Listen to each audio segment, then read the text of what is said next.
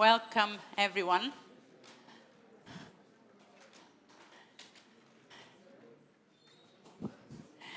Welcome to the 40th anniversary ECDPM conference.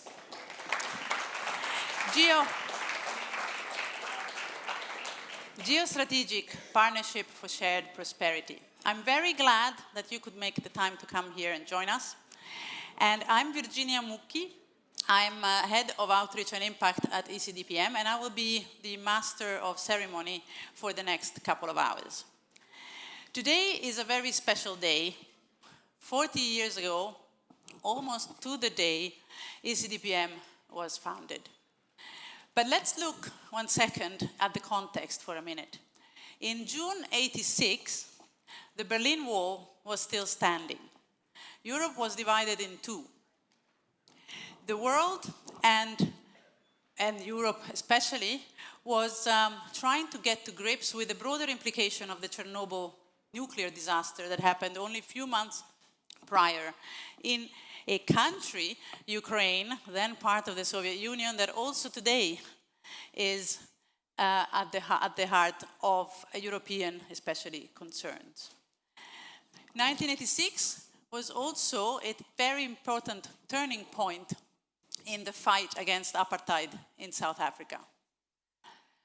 On the other side of the Atlantic, exactly like this year, actually starting today, there was a football World Cup going on, and that one was in Mexico only. And Diego Armando Maradona was about to score the most controversial goal in football history. And I'm guessing that quite a number of you were not probably even born then. So I will not ask for a show of hands. The world that ECDPM came into was bipolar, was not safer, but certainly it looked in some way simpler. The world we are working in now is anything but. We've seen a sequence of crises, one after the other, and the global disorder that these crises have created are in front of everyone's eyes. So in the next couple of hours, with all of you, we will try to look at what these dramatic changes mean for international cooperation, for Europe, for its partners, and hopefully try to make a sense of it all.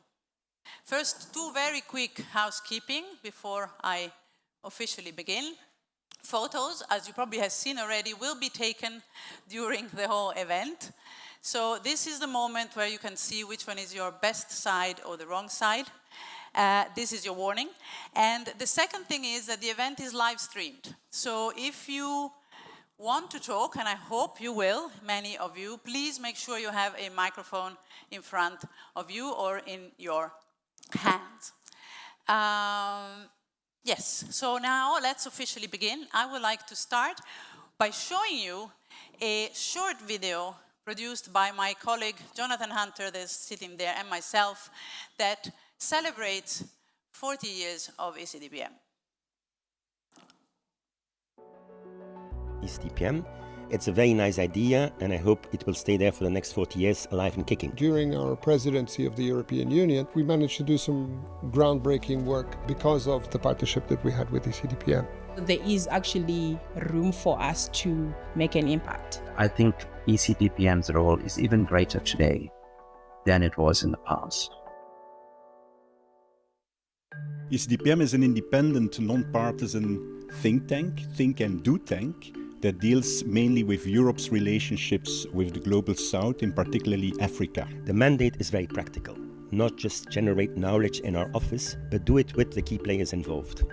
And make sure that all this knowledge helps improving practice. Because we're an independent think tank, there is room for us to actually say things as they are, to do the thinking and be critical and share your opinions. He was able to facilitate a dialogue as an honest broker, as an independent voice. The fact of being a think and do tank obliges ECDPM to have results in the do part. ECDPM would come up with challenges backed by facts. It would think more outside the box than we were often able to. It has left visible footprints for us here in the region. The ECDPM has marked itself as a friend of Africa. A lot of the work has allowed us to really shift our programming to where it matters. To look at issues, not only from the European perspective, but what you thought was good for both sides and what should bring us together. I've always felt that it's been an intellectually fair, objective analyst. I've never had any feeling of anything else. They aren't currying the favor of anybody.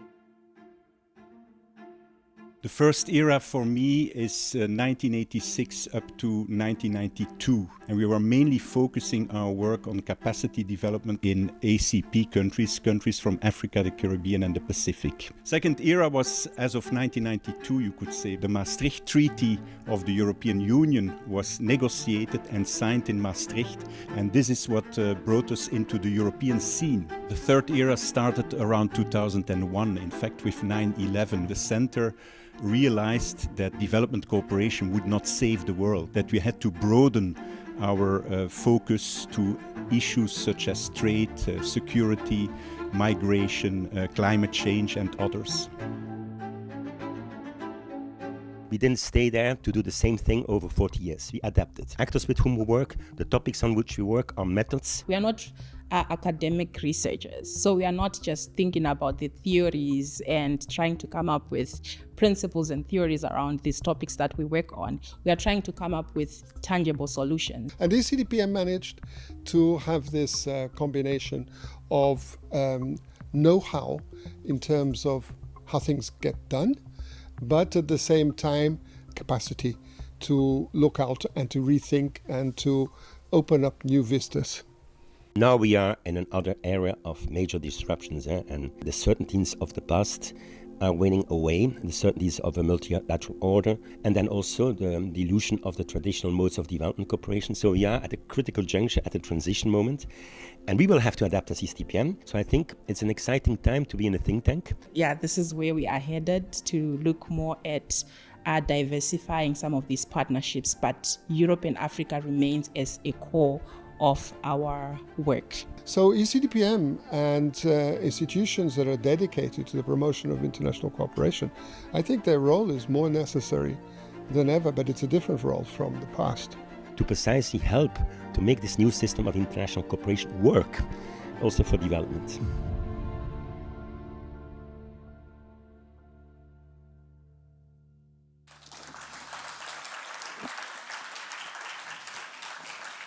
There you go, there you go. So I think the video gave us the perfect cue to begin, especially discussing the last era that we've just entered, to begin officially our conference. And to open it formally, I would like to call on stage the person that for the last almost 2 years have been steering ECDPM through some of the turbulence that we want to explore today. That is our Executive Director, San Bilal. San, the floor is yours.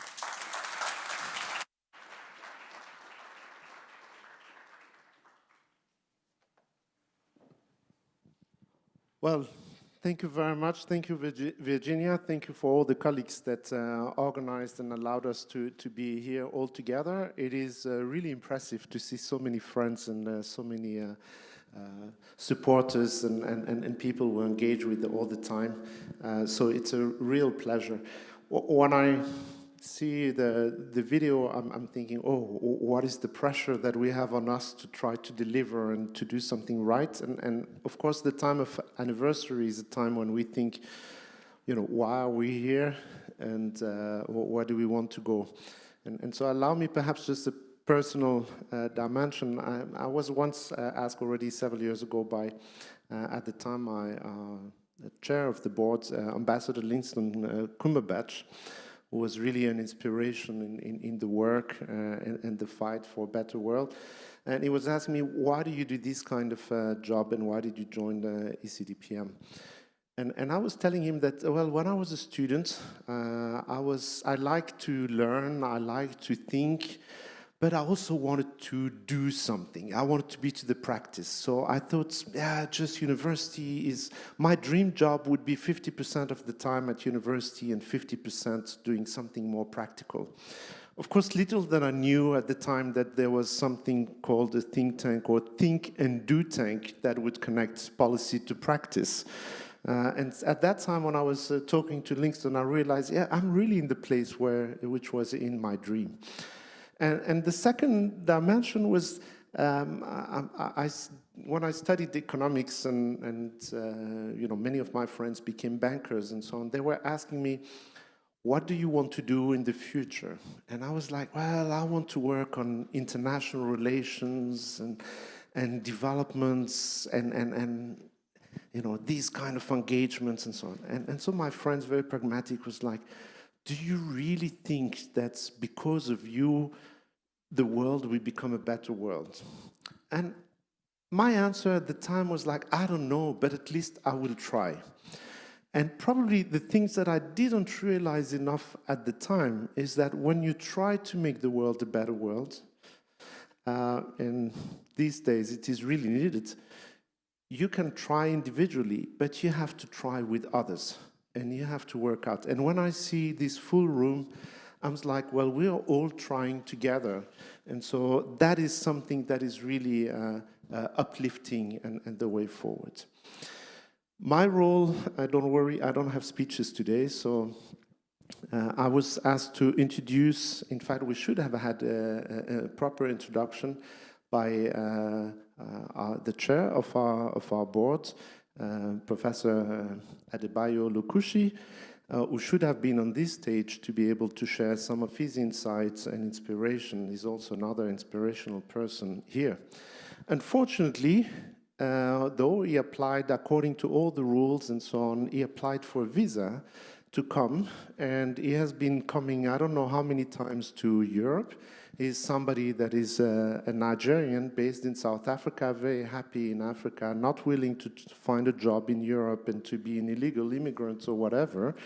And his visa has not yet arrived.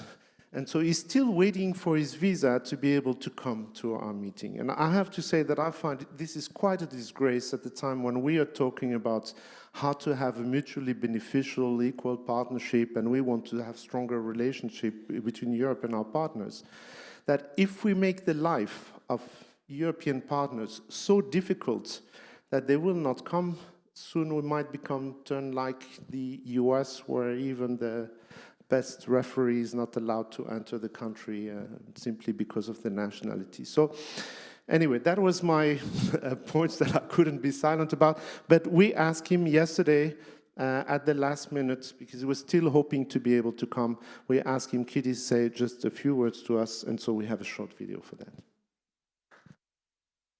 Let me, on behalf of the board and management of the ECDPM, welcome you to this 40th anniversary celebration. I would have loved to be present in person with you, but unfortunately my visa was not ready in time for me to be able to travel. Nevertheless, it's also an occasion for me to join the staff and management and well-wishers in celebrating 40 years of fantastic work that has been undertaken by the ECDPM. I myself first came into contact with the ECDPM directly when it celebrated its 25th anniversary some many moons ago. And I have seen the organization grow in confidence and in strength over the years, as well as in authority, by the way, able to serve as a credible interlocutor between Europe and Africa on issues of development and the cooperation that should link them. And I hope that in the midst of the current changes in the global order, which we are witnessing, which is compelling all of us, governments, countries, organizations, institutions, to adapt ourselves to the new realities, that the next 40 years for the ECDPM will be even more promising. It has been, for me personally, and I'm sure for many others, a great pleasure working with the ECDPM. I wish you very fruitful deliberations. Thank you very much. Long live Europe-Africa partnership. My Schengen visa will definitely come.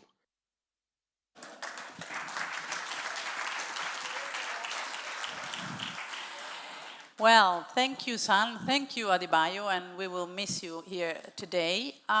Let's move on, though, to our keynote speaker. Our keynote speaker has spent most of the 2020s in Brussels, first as ambassador to Belgium, Dutch ambassador to Belgium, and since 2024 as permanent representative of the Netherlands to the European Union. And he spends a lot of his time together with other 26 of his colleagues trying to discuss and find solutions for some of the challenges that we will be discussing here today. So please welcome Ambassador Pieter Jan Kleinweg de Zwaan.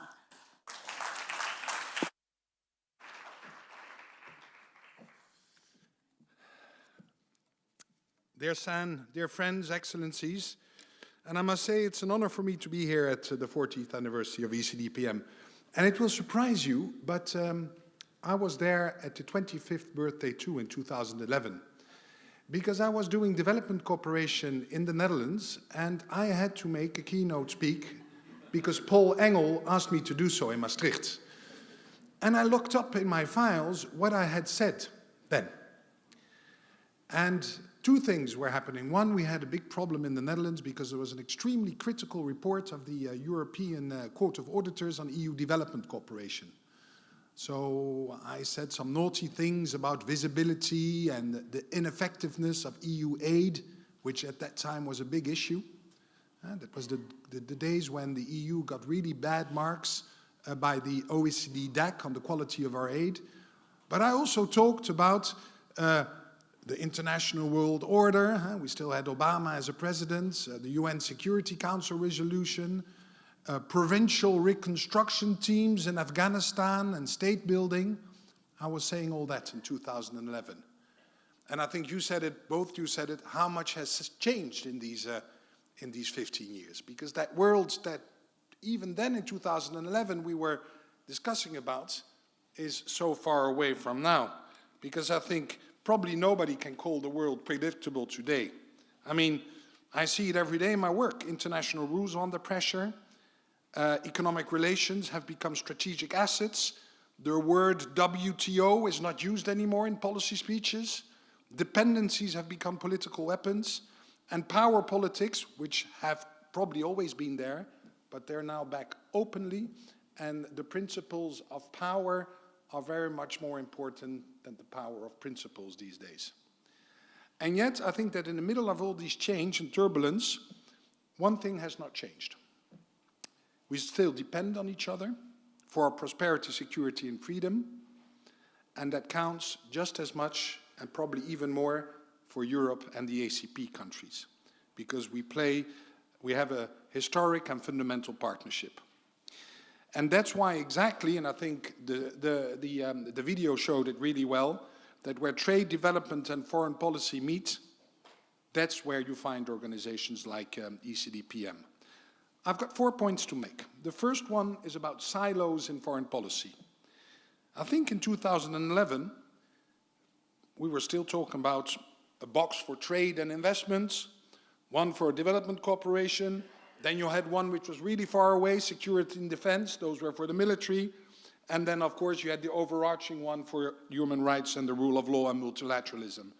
And these 4 silos, these 4 boxes, barely talk to one another. I think we all know these days, and I think that's a good thing, that these 4 boxes are intertwined. Take prosperity.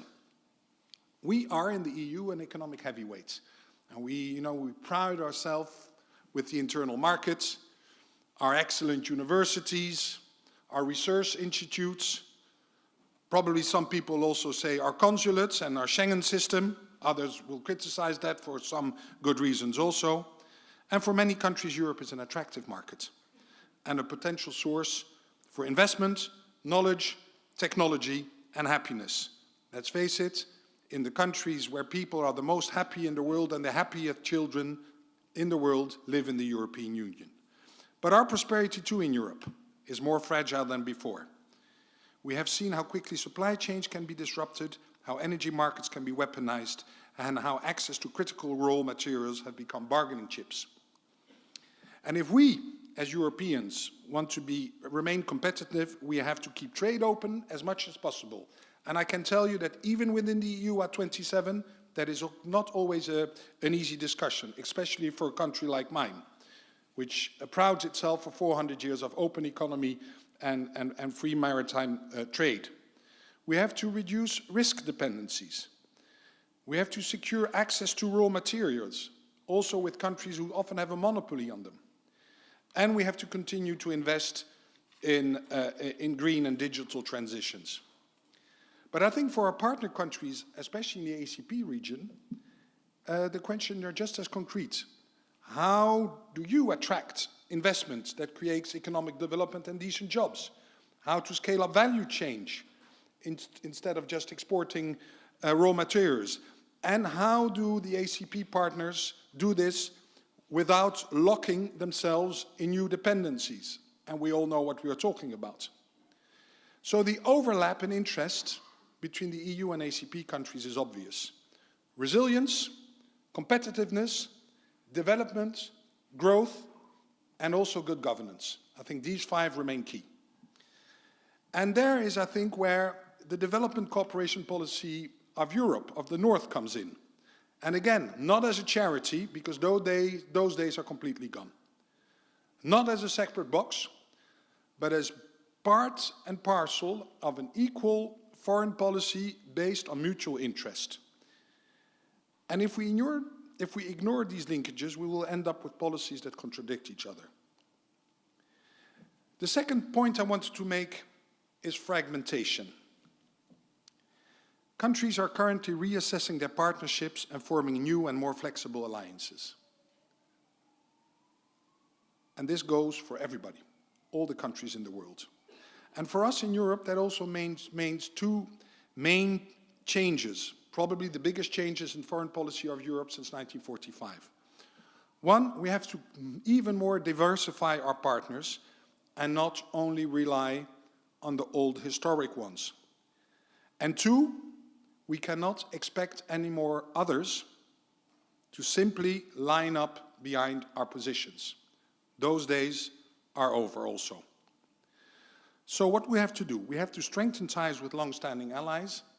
And for us, the Netherlands, that's countries like the UK, Canada, but also the US, which remains, for my country, a strategic economic partner with whom we share a lot of values. But we also have to work more seriously with countries that don't always share our geopolitical view. And then we come often in dilemmas. Because how to stand up for common values? Like, for example, in Europe, we expect other countries to stand up for international law. And thus, for example, condemn the most obvious violation of international law since the last 10 years, which is the Russian aggression against Ukraine. And there sometimes we feel disappointed that the rest of the world not always condemns and abstains in the UN. But at the same time, we as the West get arguments that we have hypocritical two-way view on this because we are being criticized of not being critical enough towards Israel. And I think on these issues, we should remain an open dialogue with each other. On many topics like trade, climate, energy, food, migration, security, the ACP and the EU can find overlap and interest. So the big question is how we're going to build upon these the next couple of years in a way that is beneficial for both of us, where we uphold the international order and support democracy. Third thing I want to say is about equal partnerships. We often hear the terms mutually beneficial partnerships, but we also often hear that more and more in our relations the word own interest. It all sounds good, but it only has value if both parties are clear about what that means. Sometimes there might be overlap, but there might be tension too. And these should be discussed without frustration and without taboos. Mutual beneficial partnership does not mean pretending those tensions do not exist. We have to put them on the table and try to manage them in a fair way. And if we avoid them, we will just end up with nice communiques and statements. That's bread and butter for bureaucrats like me, but they are not meaningful to get the relationship really going. The last thing I want to make is the role of think tanks like ECDPM. And I think on all these big dilemmas, ECDPM and think tanks and brothers and sisters organizations with you come in. I think your role is to clarify what is at stake. So you should help us bring in perspective from partner countries, both way round. I want to hear the ACP, but I expect ECDPM to do the same and bring the EU perspective in the global south. Because I don't think we hear that enough in our European debate, especially here in the Brussels bubble. And I think you should test our assumptions against evidence to try to break cliches and prejudices. And we also need you to translate broad ideas on partnerships and global Europe and all these things into specific policy options which we can do. And fourthly, it also helps to make the ACP and EU partnership more visible. We do a lot, but we don't market it enough in the world, and we don't sell it enough in the world. Because at the end of the day, I also believe that divergence between the EU and the ACP makes headlines in the news, but successes make real progress in the world. ECDPM is special because you have been building a reputation of connecting Brussels with capitals in the EU and in partner countries. You have worked very closely always across policy areas. And you focused on how cooperation works in practice and not just what is written in agreements. And I think that is really necessary, and that's why I think I'm very proud of being Dutch and that we have been there at the genesis in 1986 when Maradona not only scored with the hands, but in the same match he probably scored against the UK the most beautiful goal which was ever scored in the World Cup. And maybe you should have said that too. I want to finish. The 40th anniversary. Most 40-year-olds are in a midlife crisis. Men buy motorbikes, start smoking. Women take lovers, start listening to house music and start Instagram accounts. But I don't see this midlife crisis at all with ECDPM.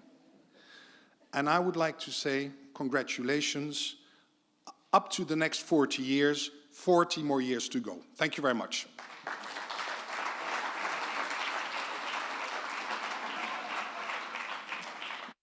Thank you. Thank you very much, Ambassador. Yes, we'll probably should have mentioned that goal too, but I thought the controversial one is the one that a lot of people do remember, even if they're not football fans. We will try to do exactly that, Ambassador, and move and try to give answer and help policymakers discussing things. And as it happens, we're doing it also well beyond the ACP sort of remit that we started with, because as you know, we sort of moved beyond that. And we'll bring the first session, which is going to be Geopolitical Realignment, Navigating a Multiplex World. And the premises of the sessions are very simple, but uncomfortable. The multilateral system that we've seen, and as we know it, is no longer delivering, as we know very well. But then what comes next? Where is it? You know, what and how can the EU work with partners in the global north and in the global south to rebuild something that actually delivers and serves shared interest, rather than longing for an order that no longer exists. So please welcome the moderator of the first session, Sophie De Smit from ECDPM, together with her panelists, if they can join us on stage, Ambassador Toxile Xasa, Stephen Everts, Hilde de Man, and Ambassador Vivanu Nyasunu.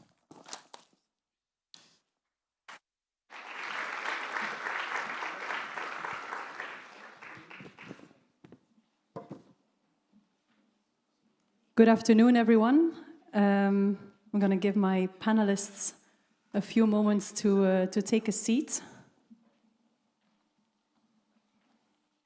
Okay, great. Please settle in. Good afternoon, everyone. It's a real pleasure to welcome you to this first session, this first panel of ECDPM's 40th anniversary event, for this panel on geopolitical realignment, navigating a multiplex world. We used all of the right words in that title, I think. So today, of course, is a moment to celebrate ECDPM and ECDPM's work over the last 40 years, but also a moment to look ahead. Because as the different speeches and also the video have pointed out, the world in which ECDPM was born and today is very different for ECDPM, but also for all of us here today. We're meeting at a time when the rules-based system is under strain. It was probably a bit dysfunctional before already, but it's really crumbling down at the moment. Power relationships were always there, but they're on the table now, very explicit. The nature of diplomacy is changing. It's becoming transactional to get to that short-term deal. Thinking about tomorrow will happen tomorrow.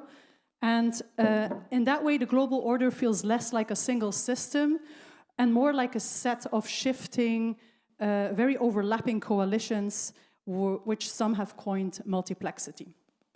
So the question for this panel is really, what does this all actually mean for international cooperation, a topic which all of us are working on at the moment? Because the challenges that we're working on are not becoming less global. Conflict and fragility are on the rise, probably at an all-time high. Climate change is out of control. Health issues, inequality, technology is rapidly advancing. Security and human development are all topics that ideally probably still require collective responses. So with this panel, I would like to move beyond diagnosing the crisis of multilateralism. It's here, we know it. The more important question is really what comes next and which issues will drive new forms of international collaboration and who will shape them. We have an excellent panel to think us through these things. Let me first introduce Ambassador Thokozile Xasa, Ambassador of the Republic of South Africa to Belgium, Luxembourg, and the European Union for the past 5.5 years. Ambassador brings a rich career in public service, having served as South Africa's Minister of Tourism, Sports and Recreation, with a career also in national politics. Of course, she joins us at a particularly interesting moment for South Africa after having had its first presidency of G20, but also navigating very turbulent relationships with some of its traditional partners. So with you, we'd like to also explore how South Africa is navigating this and also where Europe still fits in, sort of. Next, I would like to welcome to my left Ambassador Vivanu Nyasunu, Chair of the Steering Committee of the Africa Political Outlook and former Assistant Secretary General of the ACP.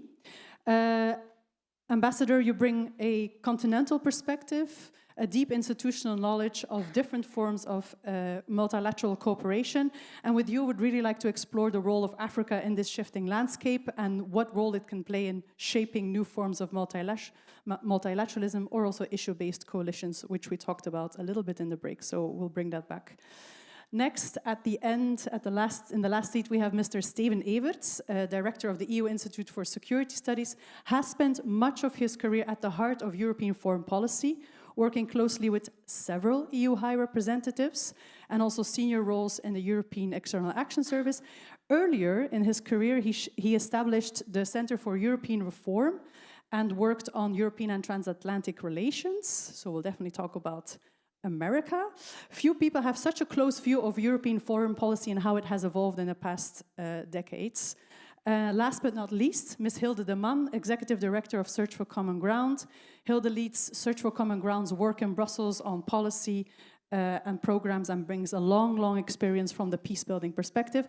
With her, I would like to explore what the fracture in multilateralism means for conflicts and crisis on the ground and what some of the dangers are for conflicts around the world.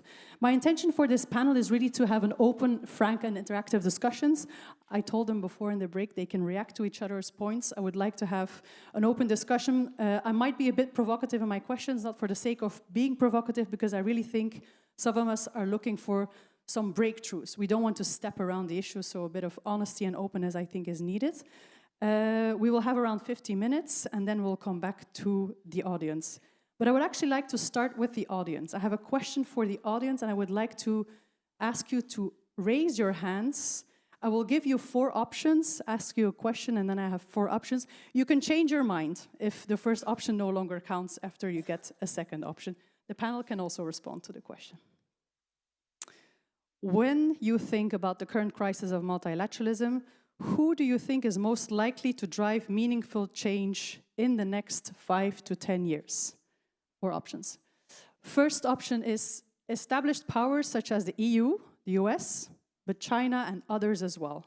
Who thinks those are going to be the actors that will change multilateral reform? 1 hand, 2 hesitant, 3 hands. Second option is middle powers and regional actors, including countries like South Africa, no pressure, Ambassador, or other global South partners. Who thinks those actors will change, drive multilateral reform? I see a few more hands going up. Third option, issue-based coalitions, groups of countries and actors coming together around topics such as climate change, health, peace and security, bottom-up coalitions. Aha, fantastic. Sorry, I'm actually not looking at you. Okay, yeah, I should check the answers of the panel as well. Fourth, for the pessimists in the room, no one yet. We're still in a phase of fragmentation and decay, no time for reform. Okay, yeah, I see you as well. That's fine. We will try to get some solutions or points on where we can maybe go from here as well. Thank you very much. And keep in mind other points also. I'm coming back to you for the Q&A after the conversation. Ms. Ambassador, I would like to start with you, if that's okay. South Africa has just come through a very symbolic G20 presidency, the first one to be hosted on African soil. A lot of expectations, a lot of opinions, a lot of symbolism as well around that presidency, but also, as I said in my introduction, navigating very rocky waters with partners such as the United States. We live in a day and age where everything is filmed, everything is visible. To you, how do you look at this experience over the last year, and what does it tell you from a South African perspective on the state of multilateral cooperation and what needs to change moving forward? Thank you very much, Sophie. I will not then get to acknowledge everybody. Everybody has been acknowledged.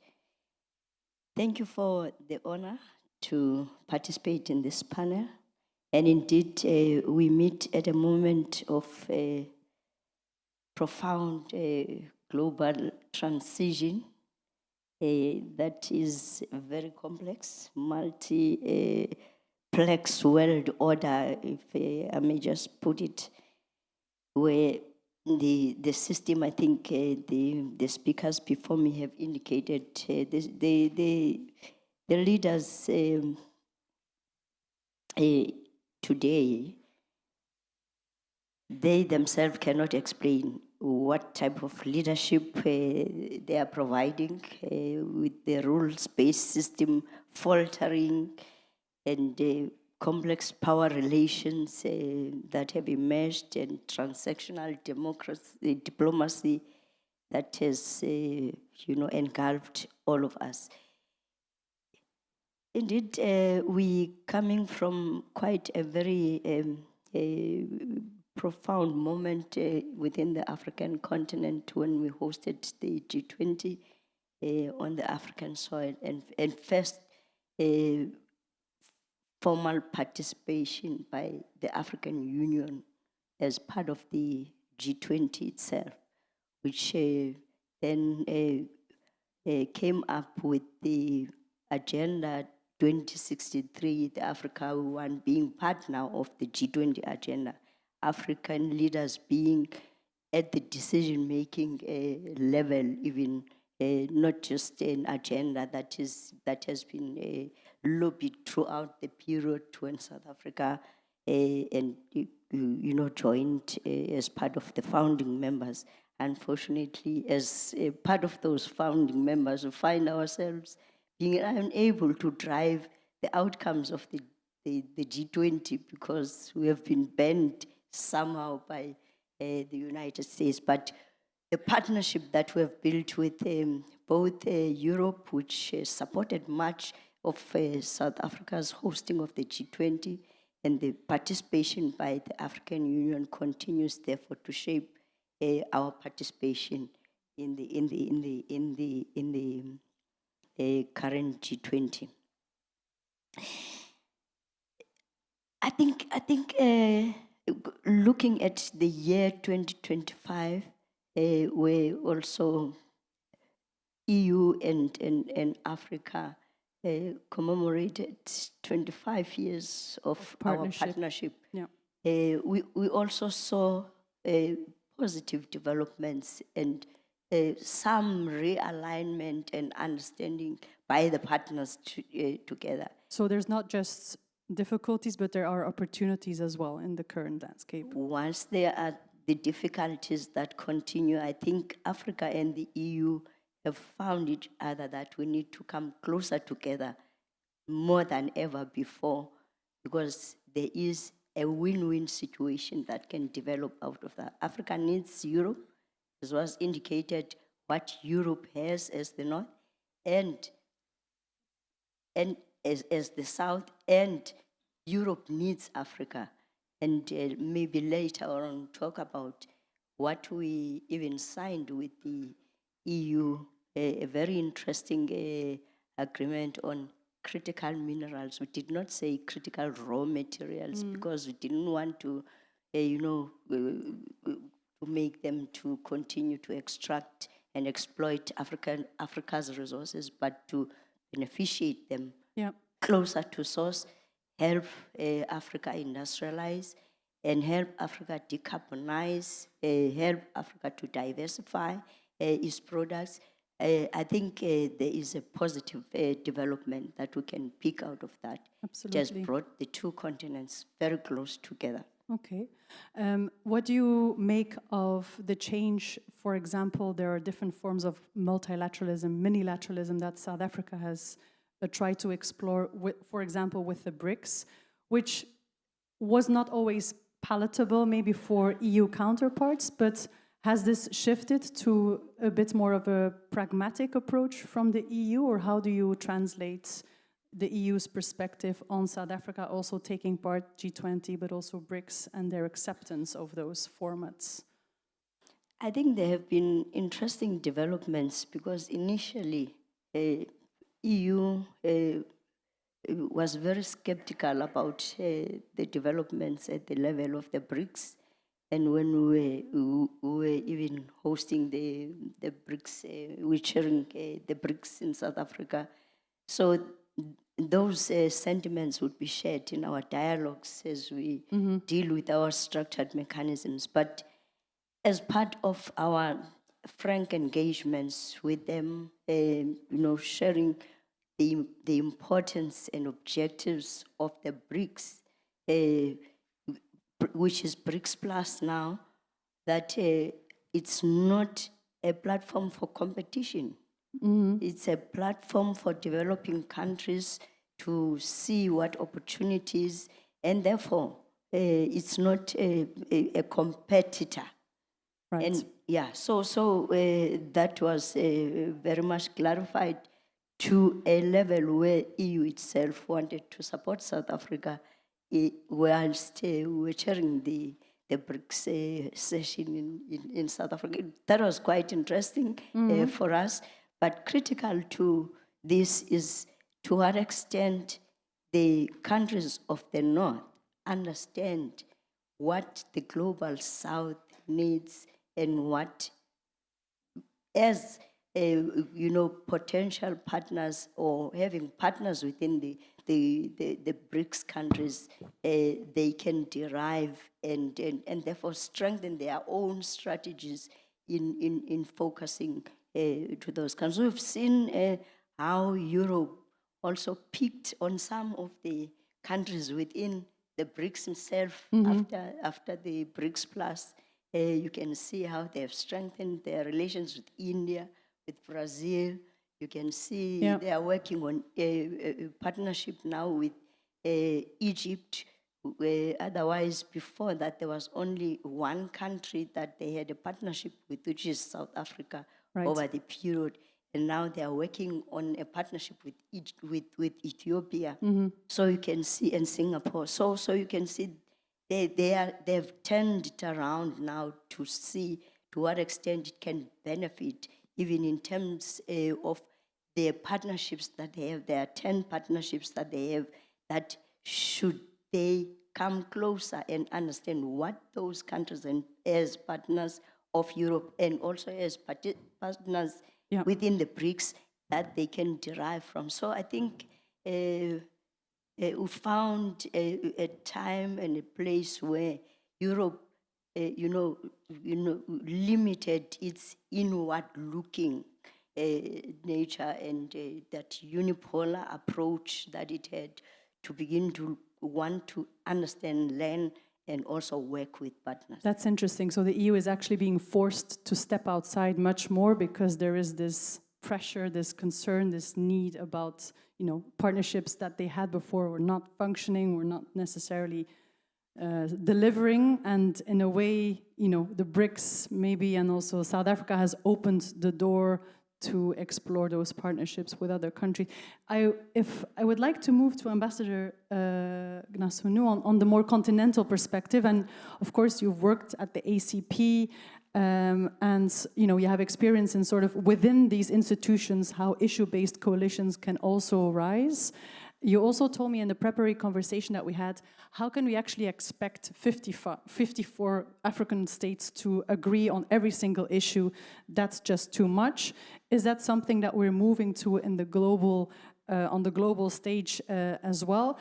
And maybe, you probably answered to my question to the panel as well. Which formats do you see most viable to shape the next set of multilateral organizations?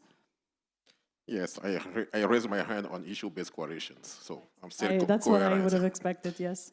No, of course, but before starting, I would like to recognize, because you asked me to speak, I will not say on behalf of the continent, but from the perspective of the continent, I noticed in the room 2 former AU commissioners. I think they will bear with me if I say things on behalf of the continent. Syed Janitz, and who many knows, and then the advocate Beans Philomena, and I think they will bear with me when I say things which don't really, in the perspective of what the Commission African Union will have said. But this is really what is quite interesting. When I heard, it's unfortunate that the ambassador of the Netherlands have gone, but when you say that you don't expect any more people to line up behind you, that means that you're coming from a position where you took it as a sort of entertainment that you just have to decide and others will follow you. Who gave you that authority to start with? I think we as Africa, we gave that authority by not taking our role seriously at the beginning. But of course, things have changed. And then when you're saying that you have to see how the work is working now and to see how you play a better role as Europe, what we call the global Europe. But the global Europe can have influence only when you have partners. And we keep saying that the natural partner of Europe is Africa. If you go back to the first, I would say, important statement that the current High Representative has made in February 2025, yes, you look into it, you'll see if there's any reference to Africa. There's none. Well, there's mention of and other regions like Africa, Asia, and Caribbean. And you want me to say that Africa is important to Europe? When you gather all the EU ambassadors in Brussels for your first main statement, and you think, I totally understand that the issue is Ukraine, the issue is others, of course, because of her personal background. But you know, we just lost 10 days ago Edgar Morin, a French philosopher. He used to be saying something, and we all have to keep in mind, and that will lead me to the answer to your question. He used to be saying, I'm trying to translate from French.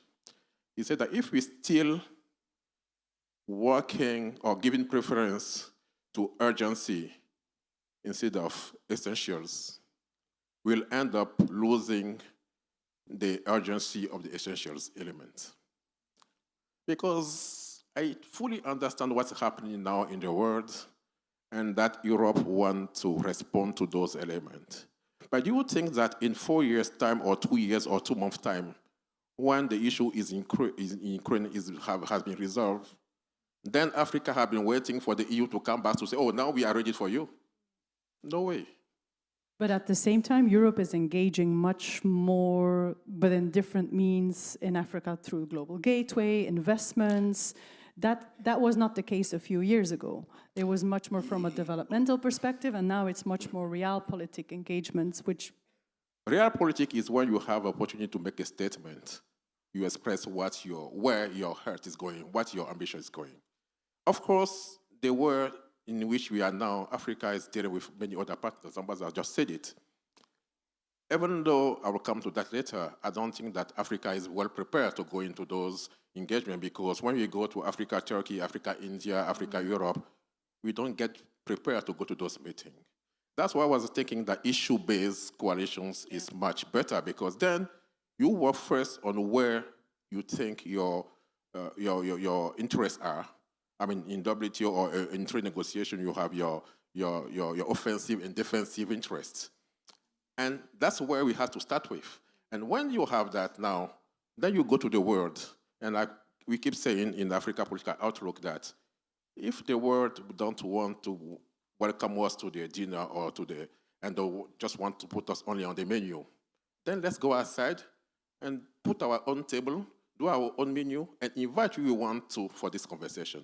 I think that's where Africa is heading to now. That's where we think that we need more and more to look at our issues, to get the conversation where we think we have a coalition with a few willing partners, and then we start with that. And how that can contribute to strengthen the multilateralism. Because it might be easier to work with 3 or 4 or 5 blocks of countries who or which have already set their own issues together and then have agreed on something, and then to bring them together, to try to bring together 200 and something countries at the same time. Yeah. It sounds also resource intensive and requiring a lot of time and energy to bring those coalitions around as well. And it also makes me wonder what's the role for the African Union then? How do they bring together these different blocks of countries? That's why we think that we have some time to go out of the formal discussion places. African Union can do as much as it can, as EU can do as much as it can.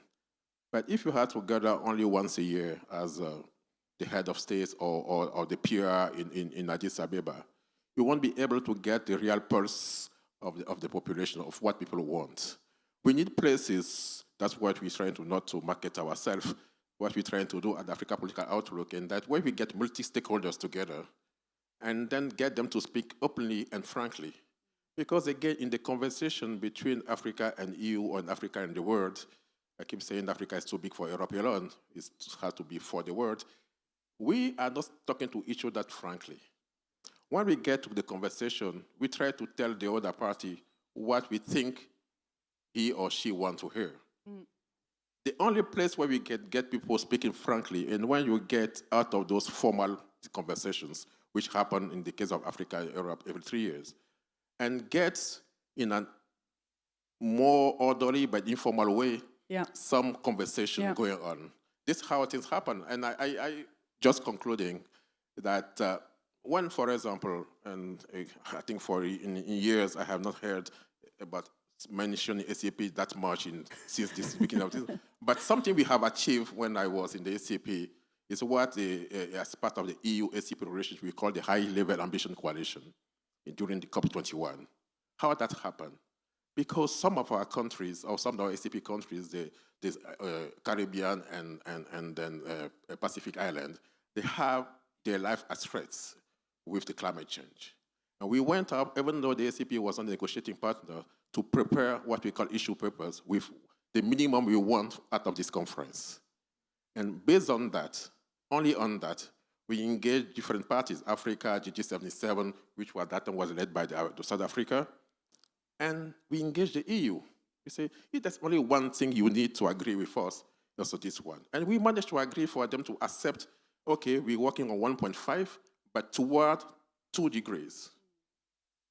Once they accept it, that opened the door for a greater agreement. I think those there we can cite WTO and so on. We were on the trade facilitation agreement, but there are elements where when you get parties to work on issue which is critical for their life, they will work on it, and so it's not an issue of resources, because their life is at threat. Those issue-based coalitions are not new, actually, you're saying, but they are now much more needed because let's say, the roof of the house is on fire and we need to preserve, step out of that house and maybe... More than the roof is on fire. Yeah, crumbling down. The house is non-existent anymore. Thank you very much, Ambassador. I want to move to Steven, actually. Mr. Everts, there was this comment on partners not lining up automatically anymore, this mention of, HRVP statement, Africa was not really prominent, while we say that Africa is prominent. How do you see the EU being able to still credibly talk or engage on multilateralism, on effective models of international partnerships, with those kinds of small details, but the devil is in the details sometimes, and also with this posture that they're focused on territorial defense, Ukraine, defense spending. How can they keep all of those balls up in the air and also be a credible and effective partner towards regions such as Africa, but also others? Perfect set of questions, Sorry. Sophie. But no, of course, very happy to have this discussion with the colleagues. But I want to start up front by really saluting the occasion that we have today. 40 years in the life of a think tank is an important moment. As a director of a fellow think tank, I think I want to really underline how much ECDPM has done. It's an important voice in the debate, a necessary voice. Much has been achieved, but of course much more to be done by everybody at the organization. Now, indeed, multilateralism is in crisis. This has occurred during the lifetime of ECDPM, and people have talked about that. I wanted to add to that, at least from my personal, I don't speak on behalf of the European Union. Another thing that's happened in the last couple of years is really what I call the triangle of pressure. Europe feels much more under pressure, sometimes even under threat, than has been previously the case. One has to analytically acknowledge this. At the same time, we have to deal with revanchist, revisionist, imperial Russia, destroying every day. And the willingness of normal Ukrainians, or people like you and me, wishing to get on with their lives and terrorizing them.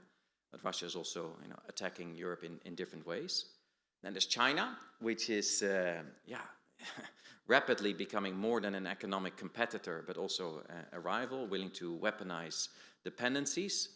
And then there's the United States. Well, if you talk about the United States in Brussels, you have to use verbal acrobatics, which adjectives to use. I will not go too much into this, but at least it mixes elements of uncertainty, some elements of coercion, ideological hostility. All these elements are in the mix, right?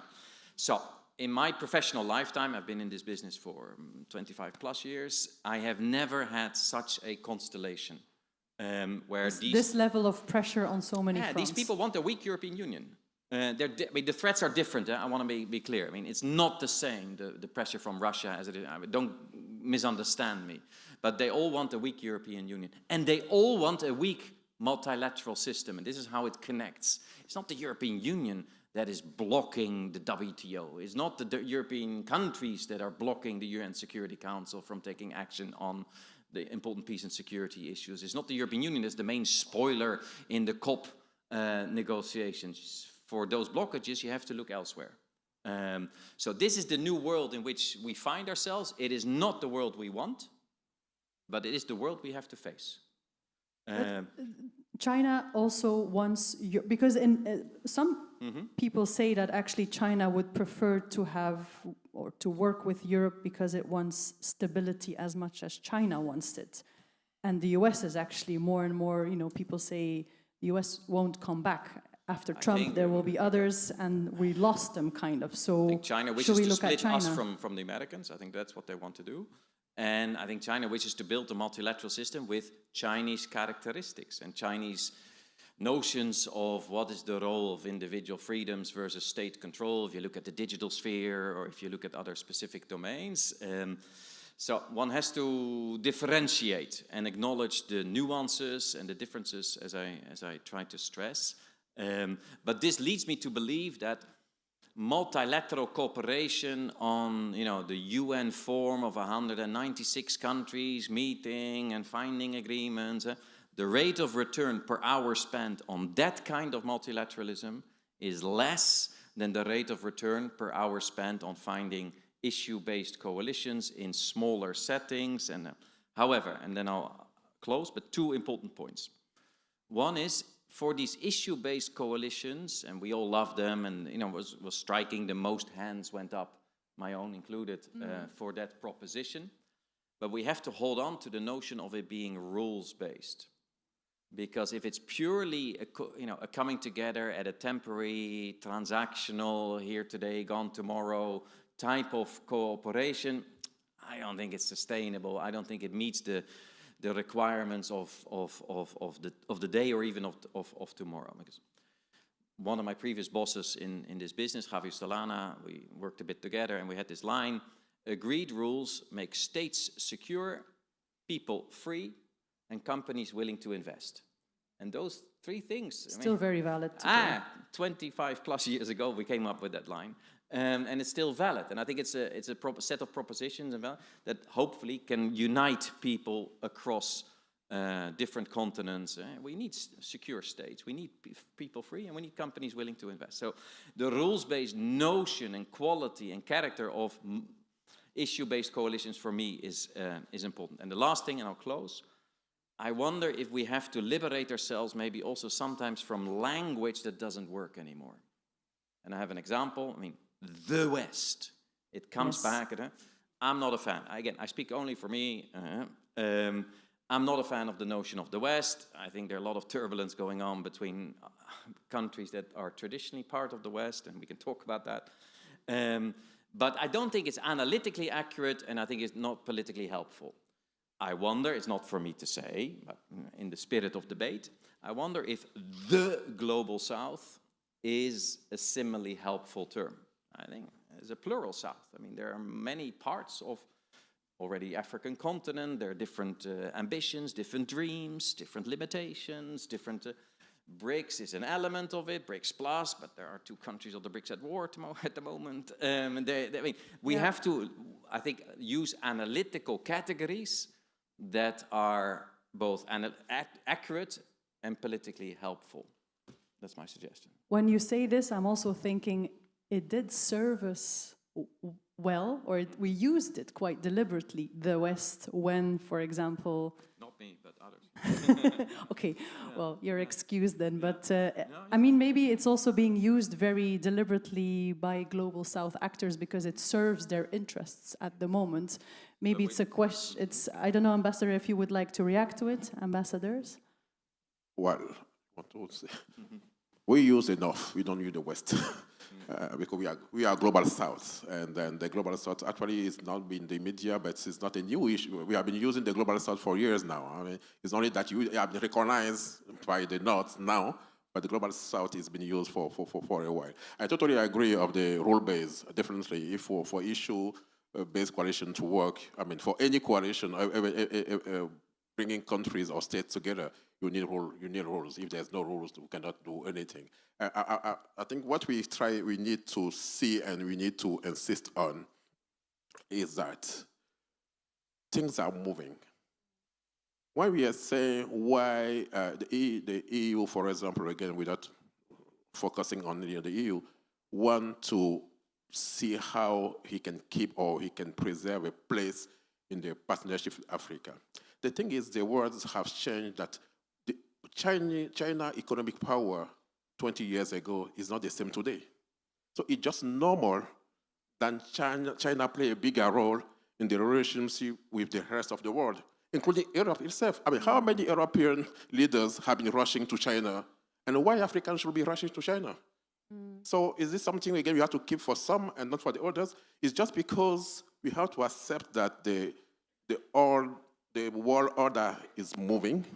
There are new players, and those new players will be attracting. So for every one of the weakest, I would put it like that, or the less stronger one to be preserved, that's where we think they need to identify where their important issues are, and then to focus, because of the limited resources, to focus on these issues, and then to negotiate things according to those issues and have coalitions around those issues. Yeah, I also wonder whether this is related to this sense that probably exists more in Europe of if others gain, then Europe loses. There was actually just an email exchange between ECDPM colleagues on this exact narrative. Is this something that you recognize as well, Stephen? And do you think it's true that as other regions lift up, Europe will lose? Or is there something where we can both win and actually gain as much as the other? No, absolutely. I mean, I believe in positive sum games, not in zero-sum games. And I don't recognize that if others go up, Europe has to go down in that sense. So I'm supremely relaxed about the very legitimate desire of emerging or already also the language of emerging powers, by the way. If you want to, let's make a little category of lines that we shouldn't use anymore, and maybe emerging should also go in that category. So I'm relaxed about that. I hope, however, that we can find really common ground to make a bridge perhaps to Hilde. When these transformations occur, that we hold on to positive sum games, rule-based cooperation, not transactionalism, that we find sort of opportunities to avoid this slide in the direction of coercion. That's the biggest worry that I have. That you see in the world today, big powers ready to use power preponderance to force choices, binary choices sometimes, upon countries. And I think what unites European countries with many African countries, but also beyond, I travel more in Asia than I travel in Africa, many countries want to avoid this sort of G2 world of coercion where you have to pick a side. In Asia, the biggest game is not choosing and keeping optionality open, and I think that's where the common ground in many parts of the world exists today, and that's what we have to explore together. Okay, and that will be hard and messy and difficult, but a perfect segue indeed to Hilde, because I wanted with you to talk a little bit about the actual risks that we see unfolding with this crumbling multilateral system. I think a lot of the peace building, conflict prevention work has relied on strong principles, also a strong multilateral, let's say, logistic structure of peacekeeping operations, support to mediation. Maybe from your perspective, having listened to the other panelists, what are some of the risks that you see are most sort of evident, and what would we need to make sure that the next multilateral or multiplex order can still deliver a response to those conflicts that we see? We have a situation in Ukraine that is unbelievable. There is Sudan, there is Gaza. There are so many crises around the world that really require an answer, and it seems that everyone is looking somewhere else. I'm not sure I have the answer, but I'll share some thoughts.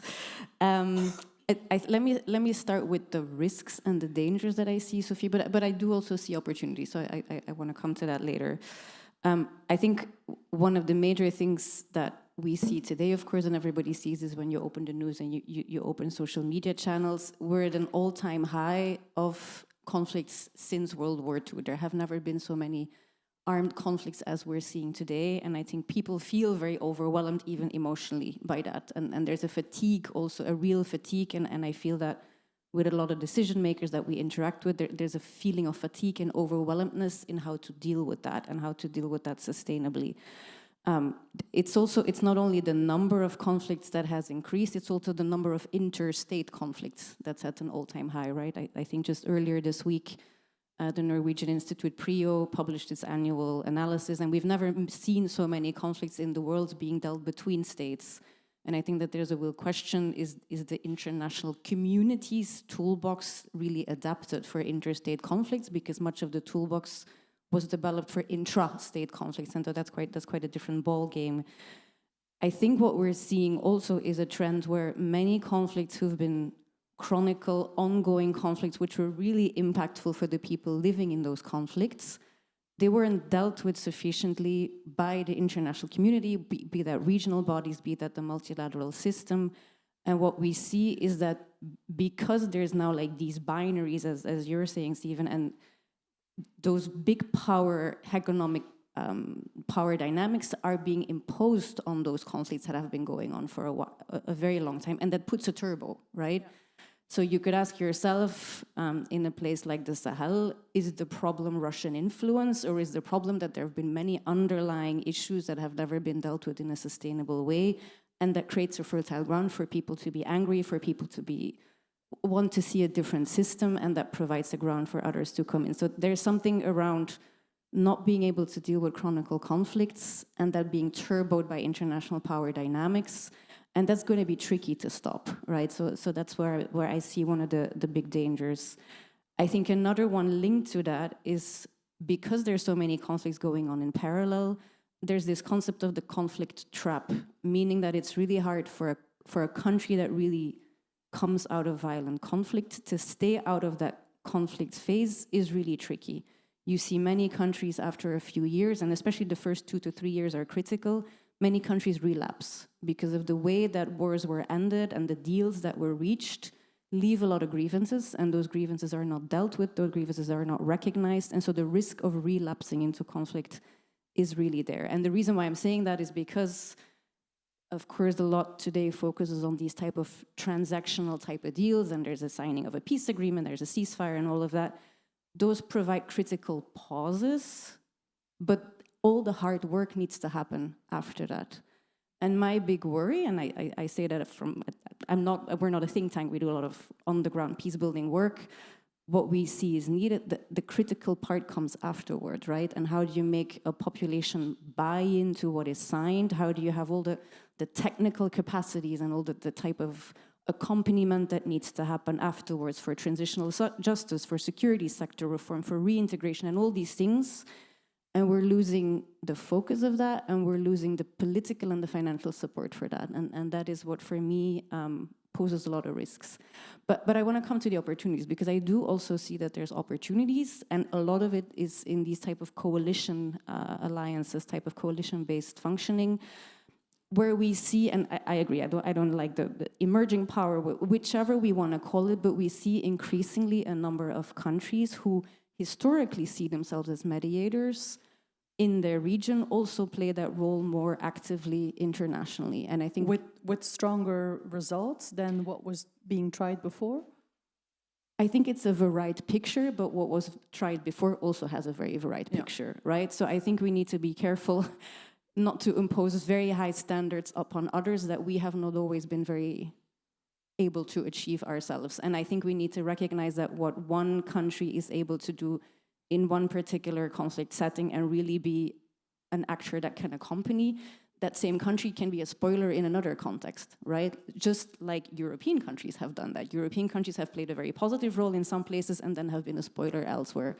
So there's something around, I think, when we look at what Europeans then can do within this changed context, I see it at two levels, and one is a very basic thing, and it's a bit maybe a call for humility. And I say that because I hear a lot about the value-based type of approach of the EU, and I ascribe to a lot of those values, but sometimes the discourse that portrays is that as if others don't have values, or as if others only act out of transactional approaches. And I think that there's something we need to be mindful there. There's humility that's needed. I think we need to understand Europe is no longer the center of the world. If you travel around, go to Nairobi, go to the port of Istanbul airport, you feel we are absolutely not the center of the world anymore. So we need to become in a more listening mode. And then I think the other very critical part is when there is an opening and an opportunity for a peace deal, be ready to step in and be the one who does the hard work. And I know that's not easy. That's not a I know popular that. I know, because that's not where we get the Brussels. visibility, but that's where the impact is going to lie, right? And that's where the very long-term sustained effort is the most critical. And I think Europe is appreciated for that. Right? If you see what happened since the beginning of the year in the Middle East, we have contacts with many authorities in the Gulf countries. They see this, what used to be their ally is now becoming a liability. And I think they see that. And it helps those governments look at Europe again. Europe can be slow, but that can be an advantage. Europe, because it provides more stability, right? And it can be a more reliable Because by the time it does take a decision, you can expect you can rely as on kind it. of... You can rely on it. And you can rely on the EU not changing overnight, even if there's a lot of things accelerating within the EU, but there's a certain sense of reliability with the EU that others, those big three that we were talking about, don't have. And I think that there's a lot of value in that. Then maybe we have a few more minutes before we go into the Q&A. So please already start thinking about your questions. Maybe one last question for Hilde. You know, where should Europe then put its efforts moving forward? I don't know, I didn't capture your answer to the question that I asked. I'm assuming it's issue-based coalitions, but of course the UN Security Council has been such a pinnacle of the international peacekeeping and peace infrastructure for such a long time. I think a lot of us were shocked with the Board of Peace proposal. At the same time, some people have joined that Board of Peace with, you know, extensive experience. I'm thinking like someone like Sigrid Kaag is also on that board, so they must see a merit in it as well. Do you think that those coalitions where they might be a bit unpalatable for Europe, Europe should still engage with them, and how? Good question, I think, especially for the Board of Peace. Let me not be the advisor to the EU on the Board of Peace, but I do think there is value in looking at any type of opportunities that are out there. And I think that's what I was trying to say earlier about having a very value-based and principled approach can sometimes become, how do you say that, a break on looking for more bolder ideas. Not that all bold ideas are good, I'm not saying that.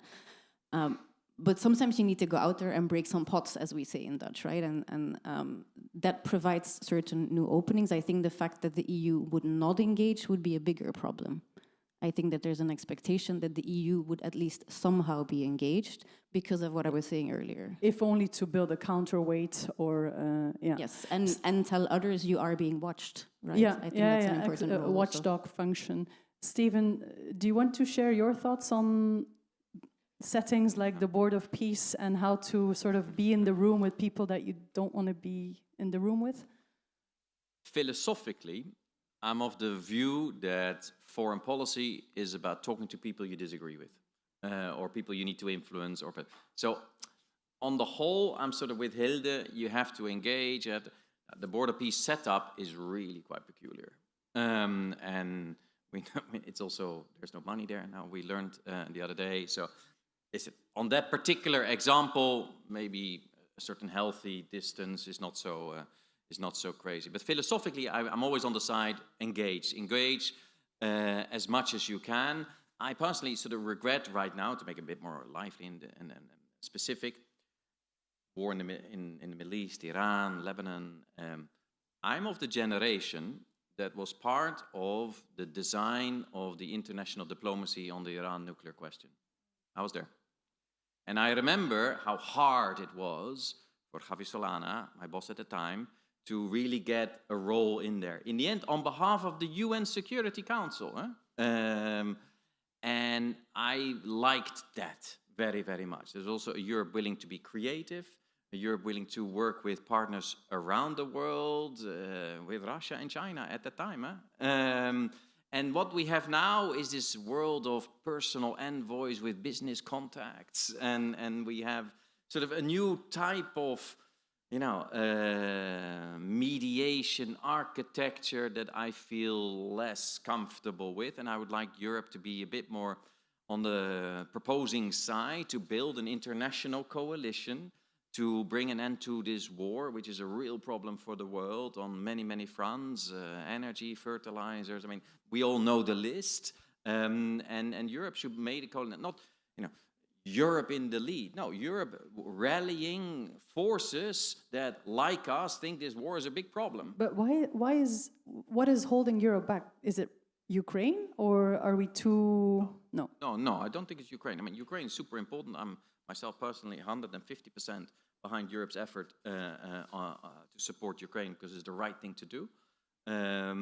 No, I think that we're all transfixed a bit with the theater that is unrolling. Like watching a television show and you can't stop watching. A little bit, But I think it's eminently possible for us to make an alliance with Gulf states, with India, with African countries that, like us, say, listen, this war has to stop, and it has to be stopped on a sustainable base. We have to ensure the freedom of navigation, and so on and so forth.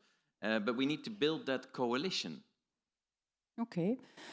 I would like to turn to the audience for questions. Thank you very much to my panelists. You're not off the hook yet. I'm expecting some questions from the audience as well. Please raise your hand, and there's microphones going around, and also perhaps state your name and organization. Yes, I see a hand on the fourth row in the middle, and one in the back as well. Thank you. Can I? Absolutely, okay. Yes. My question is the following. Please introduce yourself. My name is Bart Fontaine. I'm an advisor on foresight and policy and strategy. And I've worked a lot in Africa. And I'm very happy that we see now that in Africa there is a move from the African people and the African states towards real investment. So on that they can define their own course forward and not depend on aid.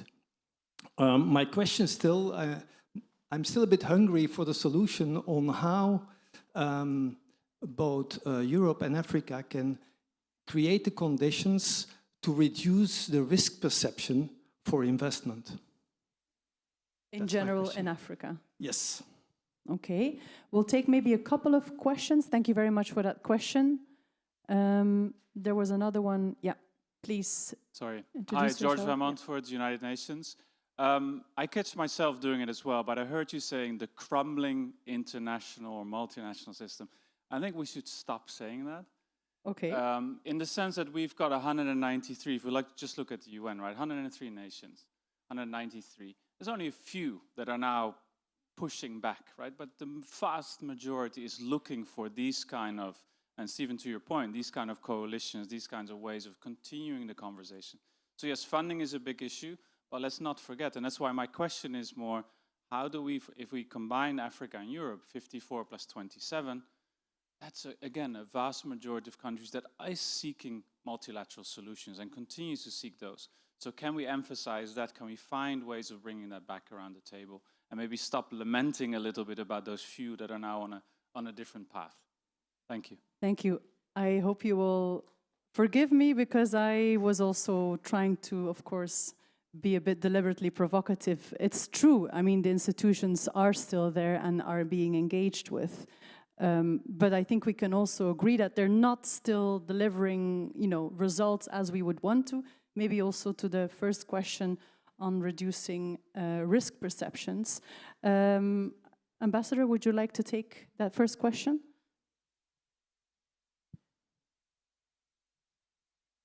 Very much. In November 2025, in the margins of the G20, Europe and South Africa signed what is called Clean Trade and Investment Partnership. Also, what I referred earlier as the critical minerals and mineral value chains memorandum.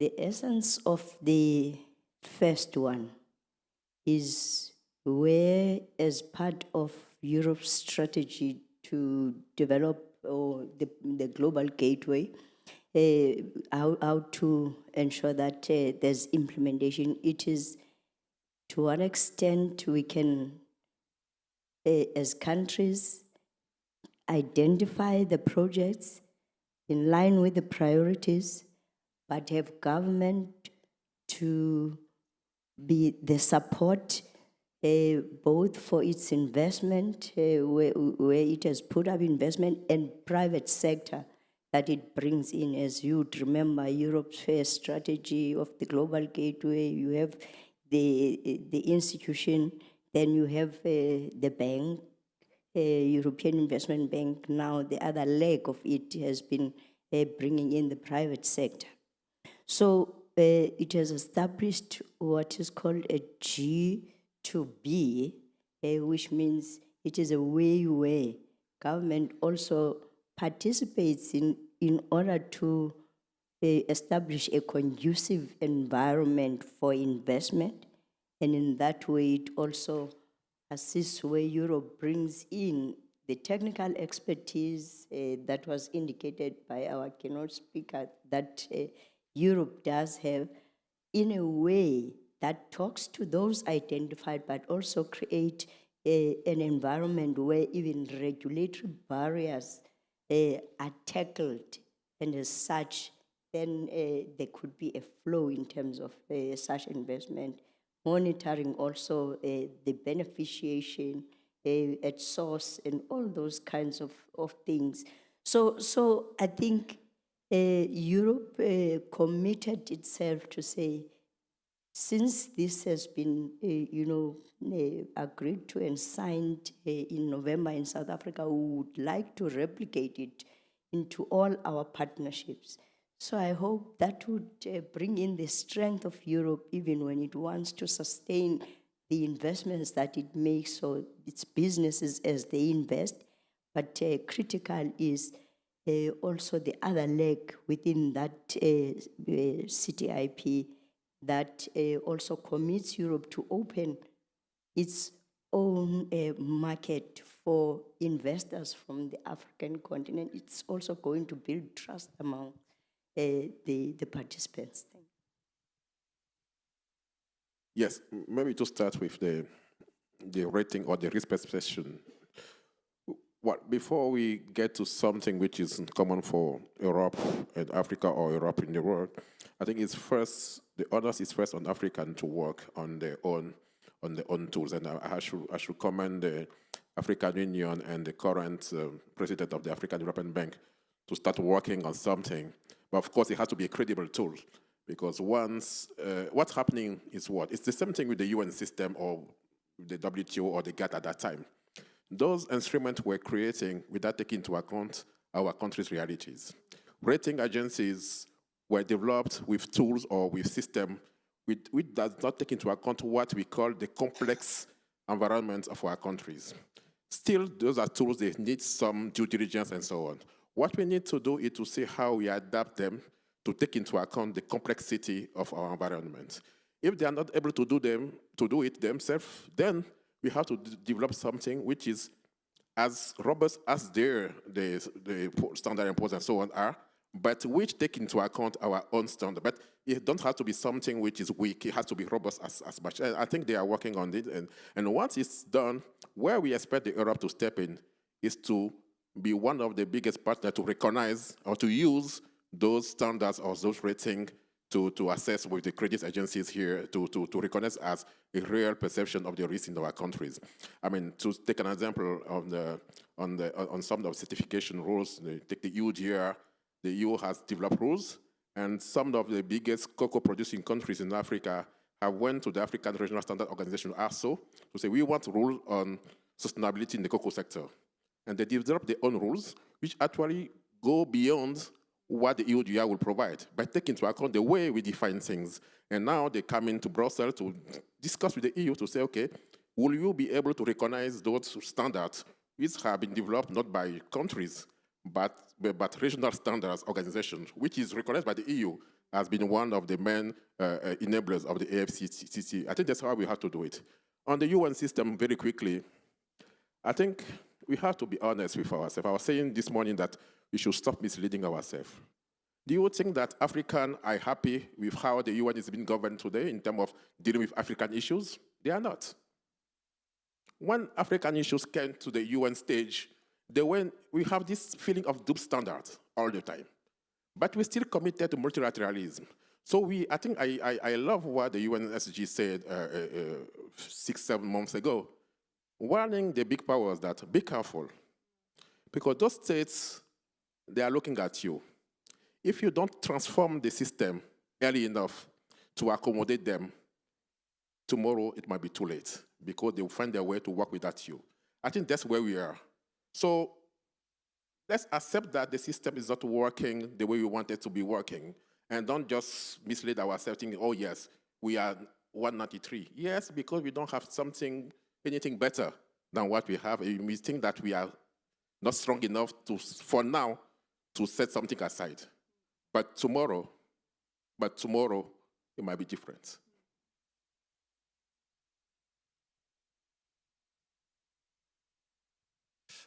Okay, a couple of thoughts building indeed on the UN. I mean, absolutely, you're right. I mean, we should not let 3 big powers determine the fate of everybody else. And I think it's very much the spirit of this conversation that there are many topics and there are many reasons why we can coalesce, we can find common ground when we can, whether it's peace and security or development or climate or AI, which hasn't been mentioned yet, but I think is a huge topic that surely should unite many countries taking part in this conversation. Having said that, I mean, it is a problem for me when you look at biggest crises in the world, wars. You mentioned rightly, Hilde, there's never been as many inter- and intra-state conflicts as today. There are not as many civilian victims of political violence as today. It is a problem that the UN Security Council is unable to address. Ukraine, Gaza, Sudan. Does anybody in this room believe that it will play a role on Taiwan if that goes wrong? No, and this is a problem. This is a real problem. For me, it is a problem that the WTO is blocked. The crown jewel of the WTO is the dispute settlement mechanism. This is the thing where you really want the WTO for, and this is blocked right now. It is a problem for me that the COP system, we go from COP to COP to COP, and we pledge and we try, but all the scientists are telling that the action that the world is taking to address this is not commensurate to the requirements and the speed at which the climate crisis is developing. So we're caught a little bit in both statements are true at the same time, right?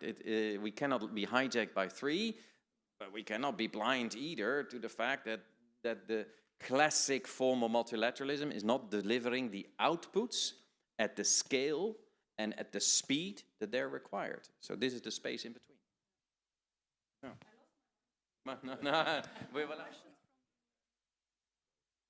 If there are more questions from the audience, now is your moment to ask them. Yes, please. I see a hand, 2 hands, 3. I don't know if we have 10 minutes, so we'll take those 3 questions. Yes, please, introduce yourself and ask your question, perhaps also to whom you would like to pose it. Okay, thank you very much. My name is Elif Parla. I work as a freelance consultant in international cooperation. But my question is mostly about the EU, and I think Stephen Everts would be the best person to address this. So I would like to ask you, the current structure, the EU as a political structure, was created in the context of the World War II. All these systems that were created led to the creation of the EU that we know today. The Marshall Fund helped rebuilding the EU. the protection, defense protection can provided.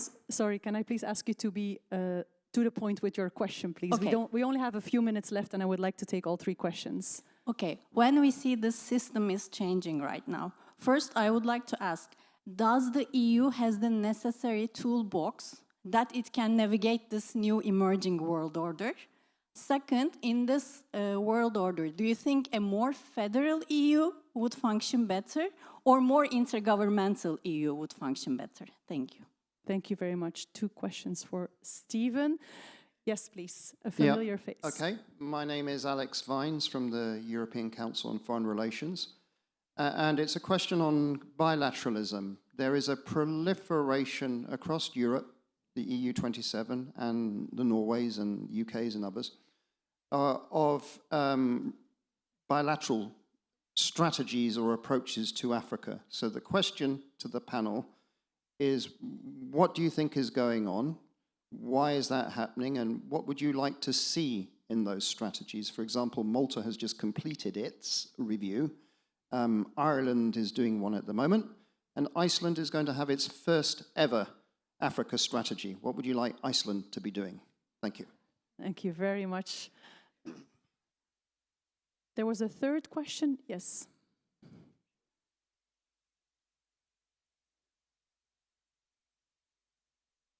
Here, yeah.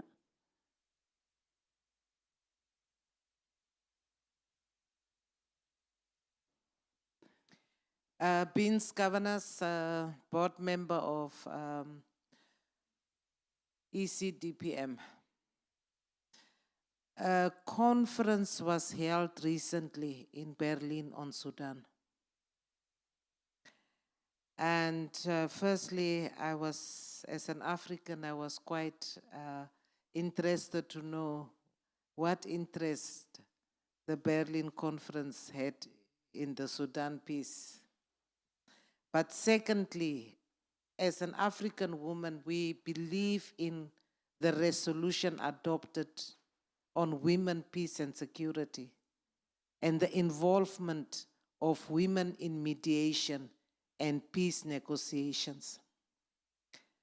The conference is held and women are excluded. I want to ask if there is an African-European framework that we are working in. How can a conference on Sudan take place in Berlin and exclude Sudanese women from the negotiation table? Thank you. Thank you very much. A very important question on inclusion and also keeping what has been commendable in terms of achievements from an international multilateral peace structure. So I think maybe Hilde, that's a question for you. So we have 2 questions for you, Stephen, on federal intergovernmental EU, what's needed.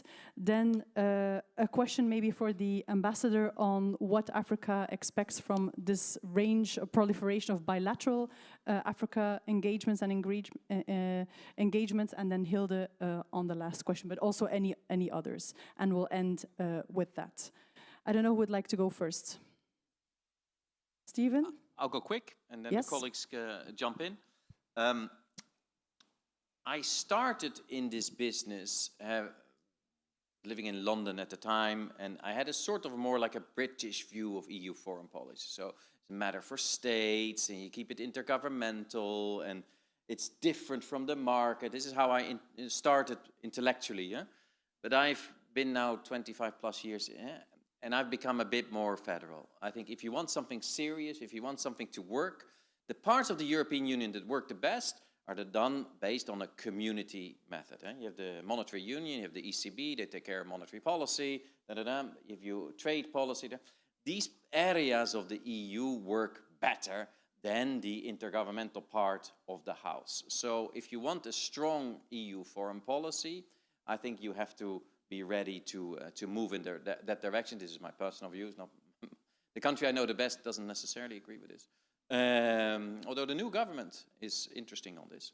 No, and what does it mean concretely? Well, I mean, you have to be ready to use the existing possibilities under the treaty to take decisions under qualified majority voting, as you enlarge the union, as we must for strategic reasons, we have to be ready to find ways of taking decisions at the speed and the scale that the world requires. And what doesn't work at 27 will not magically work better at 32.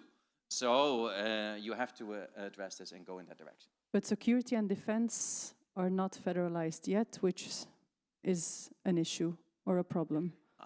But under foreign policy, which is overall the context in which we operate, already today we can take certain decisions by qualified majority, and we don't on sanctions, we don't for political reasons, and we could start there. On defense, when it comes to the deployment of troops, you can have coalitions. I mean, the biggest thing that's happened in my world of more security and defense is actually groups of countries in Europe coming together, not always under the EU flag, but doing important things in support of Ukraine or around. And I think that's the way to go to ensure that we act at speed, because the most important thing that I observe in the EU is that we're unable to act at sufficient speed. Okay. Ms. Ambassador, the question on this proliferation of bilateral agreements and what of course, you can respond to this question from the South African perspective, but what do you expect Iceland to bring into this discussion? No offense to Iceland. Your thoughts on that?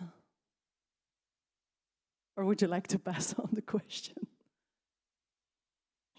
Thank you very much.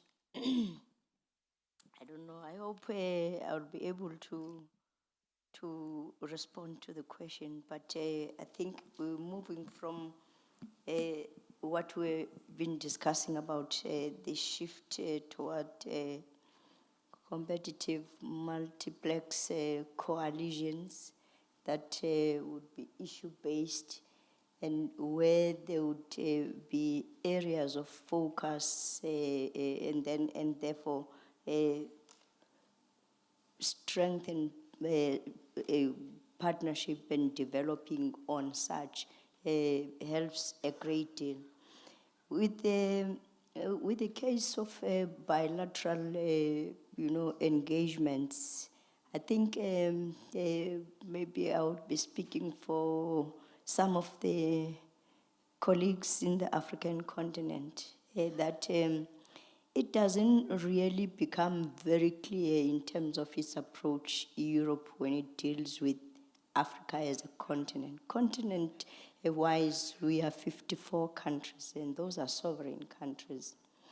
And now, when Europe introduced the Global Gateway as its strategy to deal with Africa, there has been some, confusion or not really explaining how it happens, because there had been bilateral relations with several countries, and then there is a partnership, for instance, with South Africa at regional level. We also, have a partnership on economic partnership, and then we have the African Union.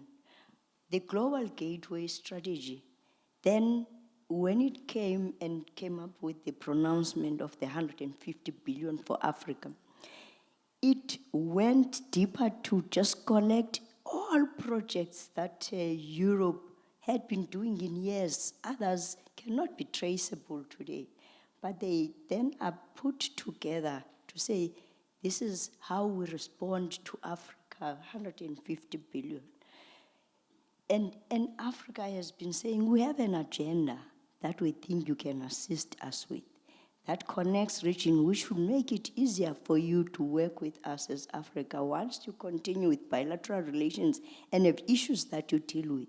So we're saying the issue-based partnerships become important so that you can distill a little bit of the relations that you are building. Now we have a situation when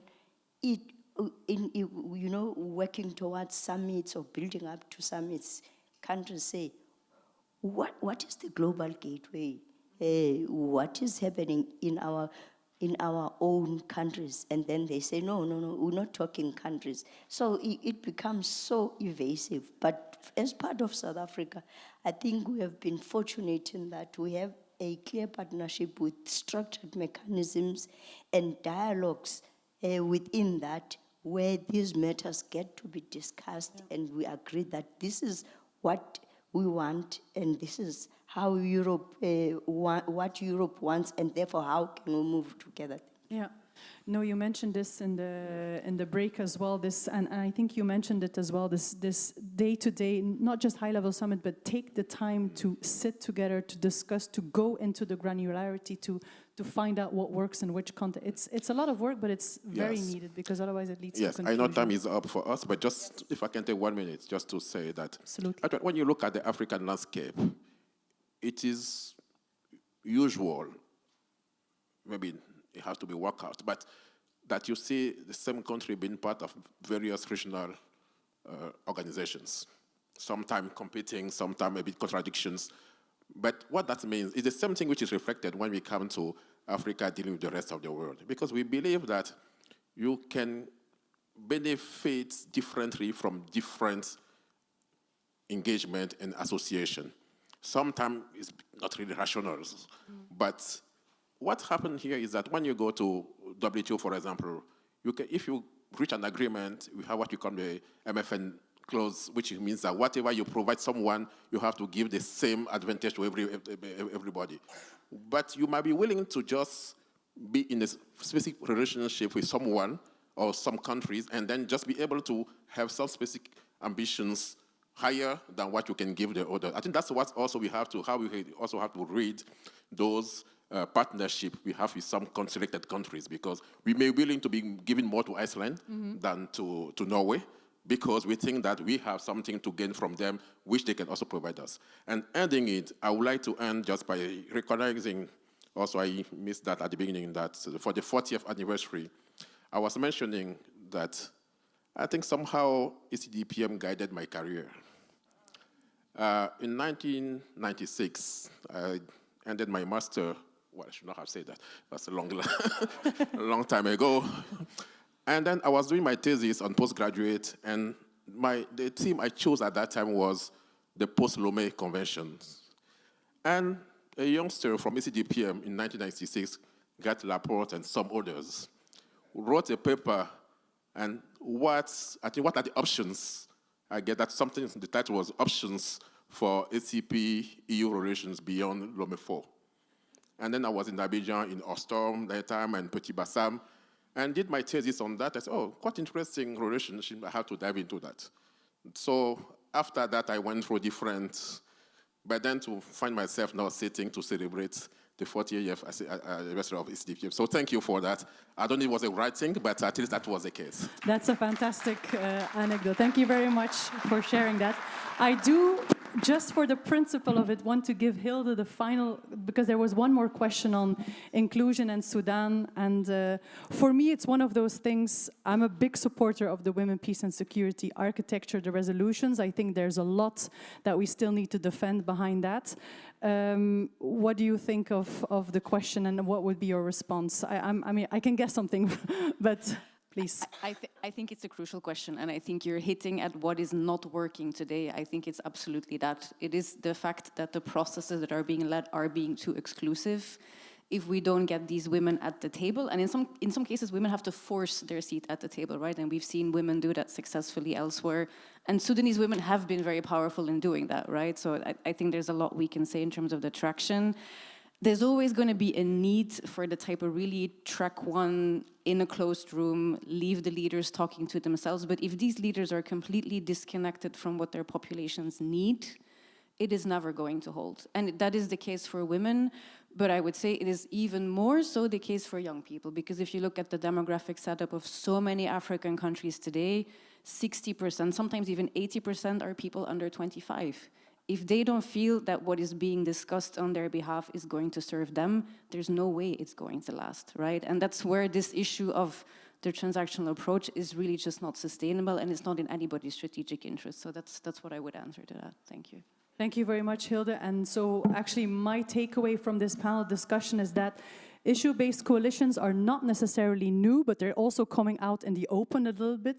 They will not be easy, they will be complex, they will require a lot of diplomatic resources and investments to make them work. They will be messy, but they're worthwhile because there's more to gain than there is to lose from them. I want to thank my panelists very much for their time and availability and their comments made, and the audience for the questions. Thank you very much.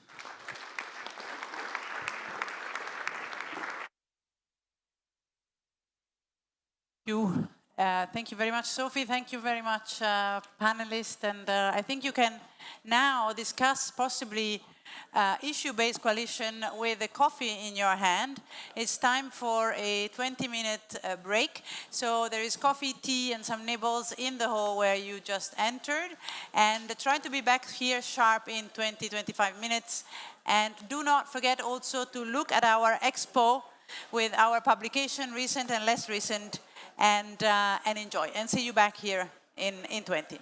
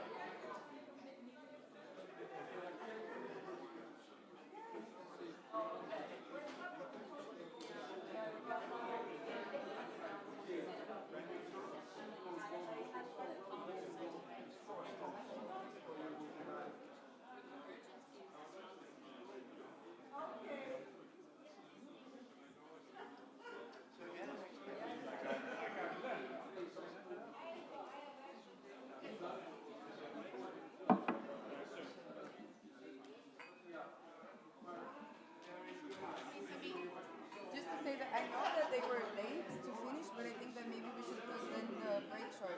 Yeah, I don't need to ask what she wants. But I would vote yes.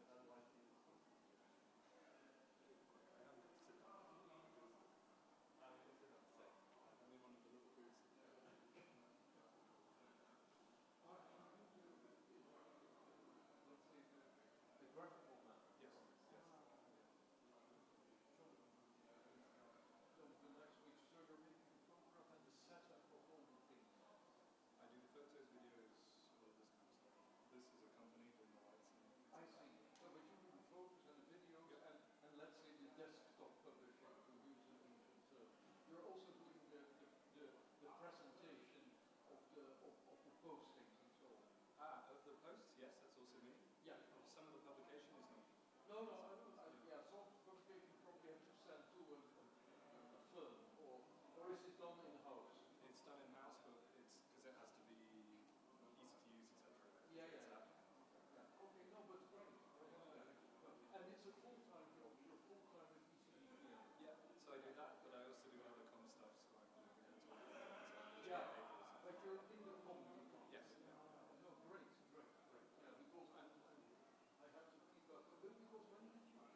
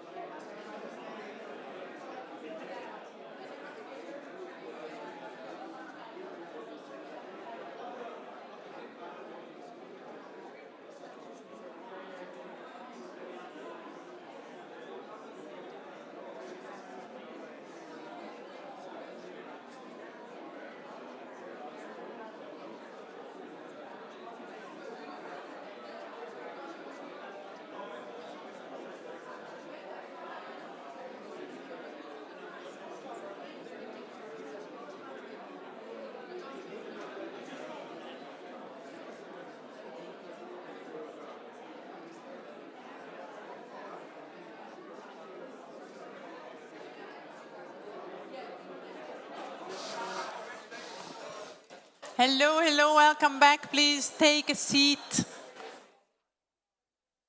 I hope you enjoyed your coffee, tea, cookies.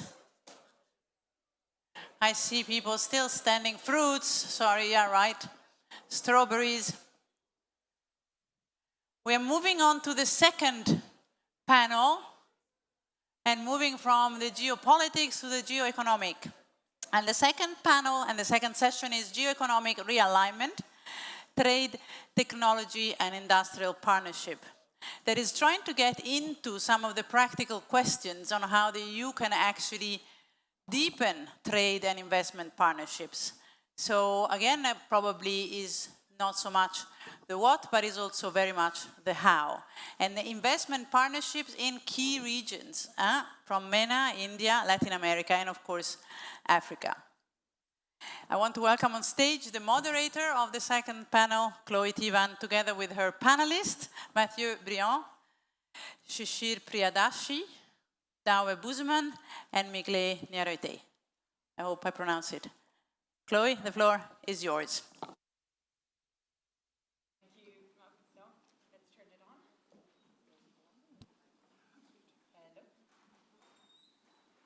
Hello? Okay, no, sorry. So welcome everybody to this afternoon session, and I hope you're all reinvigorated after the coffee break. Great to see so many people here for this session on geoeconomic realignment, trade, technology, and industrial partnerships. So I think in the previous session, we discussed a lot the issues of the current moment, the shifts that are happening. And with this session, I think we don't want to, I don't think we want to go back over the ground that's already been covered, but really move on to thinking a little bit, particularly about some of the bilateral and mini-lateral partnerships that are being developed, particularly around economic issues. These partnerships come in quite a few different forms. Of course, there have been the big announcements around the EU-India trade deal, the mother of all deals, as it's been referred to.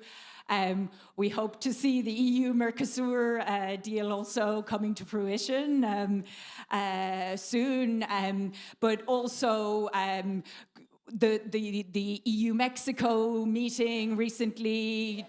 This week we have a EU-South Korea meeting, following just days after President Ruto of Kenya was in Brussels. So there really has been this bonanza of discussions with different partners globally about new trade and investment partnerships. Alongside the trade deals, we see also the TTC with India, which is really getting into the nitty-gritty, the Trade and Technology Council, that is. So getting into the nitty-gritty of how exactly to do investment and joint research and what specific areas we might really invest in. We see clean trade and investment partnerships, such as the one with South Africa.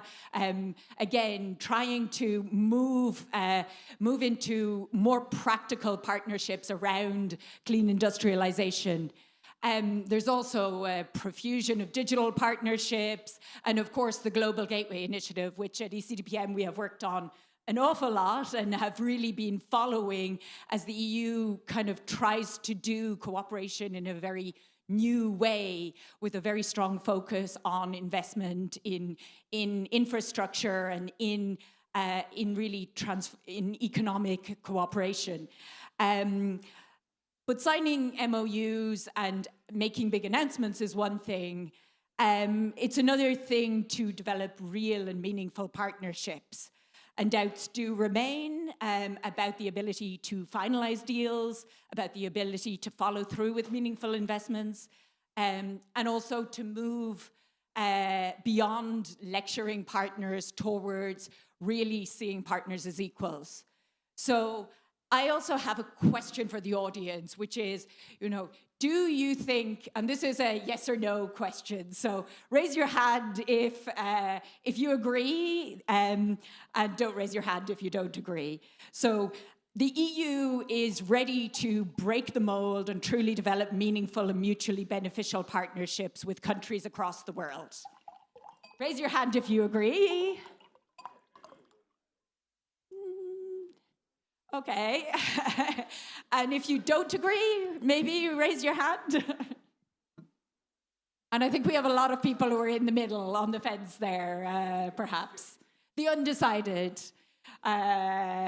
So might be swayed one way or the other. Maybe we'll check in at the end of the panel. But I'd like to now turn to our panelists and ask you each whether you agree in 1 to 2 minutes on this statement that the EU is really ready to break the mold and have a new approach to partnership. Mathieu?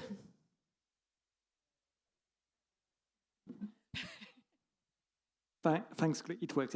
Thank you, Chloe, and good afternoon, everyone. First of all, thank you for this invitation and the opportunity to join you in this panel discussion on geoeconomic alignment. I think the discussion today could not be more topical, and I'm happy also to bring a bit of the EU perspective on that question. I think to respond to very briefly to the question is. There is an absolute necessity to adjust. So if we are ready or not, in a way, I'm not sure if the answer is yes or no.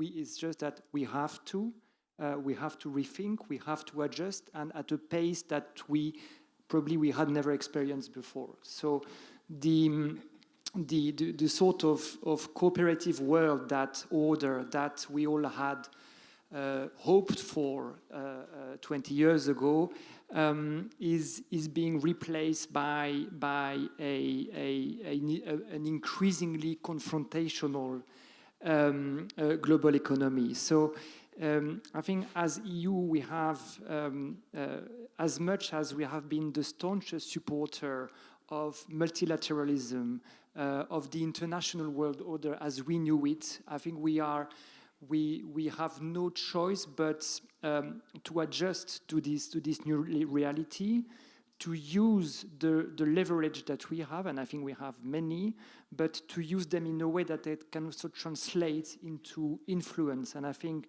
a lot of the elements you've mentioned on expanding our network of trade deals, but also other tools that we have, is part of the toolbox that we are trying today to deploy to adjust to this new reality. Thank you, Mathieu. I should maybe first have gone for the round of introductions. Apologies. So we have Mathieu Briand, Director for Gulf Countries at DG MENA of the European Commission. We have Migle Nyorate, apologies, Migle Nyorate, Senior Director for Government Affairs, Geopolitics and International Relations, Government Engagement, Global Government Affairs at Siemens AG. We have Douwe Boesman, Head of EU International Cooperation, Trade and External Affairs at the Permanent Representation of the Netherlands to the EU. And we have Shishir Priyadarshi, President of the Chintan Research Foundation. So Migle, over to you. Thank you very much, and thanks a lot, Clara. I think it's a great pleasure to be here with all of you today. I think it's, first of all, congratulations for the ECDPM 40th anniversary. It's a great achievement. So today I'm joining from Siemens AG, a global technology company that's specializing in industrial digitalization, automation, and electrification, with obviously leading activities in industry, infrastructure, mobility, and operations and partnerships worldwide. So just to start before commenting on your question, I think important is that we as a company, we're focusing on creating technology with purpose, and we've been here long enough in various regions for over 178 years to showcase that our portfolio is evolving, but at the same time, obviously, we are at the backbone to support the development and modern societies these days in those various regions. So I think also important that our approach today, when we look into the evolving global trade landscape, but also evolving global partnerships, is that we increasingly, as company, being shaped by what we called glocalization, combining the very clear global expertise with very strong local presence and obviously local for local value creation. And in practice, this means that, of course, we're developing, producing, and also partnering locally with local actors, while at the same time bringing in the European technology and standards. So, as you rightly indicated at the beginning, we are meeting today at this moment where geoeconomics, technology, but at the same time, geopolitics are becoming deeply interconnected. So from that industry's perspective, and responding to your question, I think we very clearly see that competitiveness these days, or global competitiveness these days, is not only linked for us as industry to productivity, but also to resilience, to economic security considerations, to innovation, to those trusted partnerships that drive the growth. And looking at today's, obviously, global environment, is that our one key takeaway that is clear to us, and we heard it in the first panel, that we are moving towards neither full globalization nor full fragmentation, in our view. Instead, we're seeing it as the more fragmented, but still very highly interconnected system that it's emerging. And that is going to be, and will be, and is currently being shaped by strategic blocks, by those already mentioned considerations, and by those other ways of partnering with countries. So not only the FTAs, but also the new nature of those. And that potentially be yes for the new formats of partnerships that we need to look at. And I hope you're going to deep dive into this in a minute. Let's continue this conversation, of course. Now, quickly, in 1-2 minutes, we want to keep this short the first time around. I'll try to be short. Thanks. And happy birthday to ECDPM. You guys come a long way from 1986, focusing on ACP, and then moving on to broader topics. So congratulations, as we say in Dutch, when one has an anniversary. I work at the Dutch Perm Rap indeed here. Coming back to your question, maybe it's good to first zoom out a little bit on that question. If you allow me, like when you look at the world stage, what we see is an aggressive Russia, a assertive China, and an unpredictable America. And here we are, like we are a project, European countries cooperating, and we've been there since the beginning, like with ECDPM. And we do that because it's in our own interest, but it's rapidly changing the environment. And I agree with the previous speaker, it's fragmented but interconnected, but in it we have to look for our own interests and see how we can combine these different instruments that we have as a government, and also our limitations as a national government, where we then work together at a European level.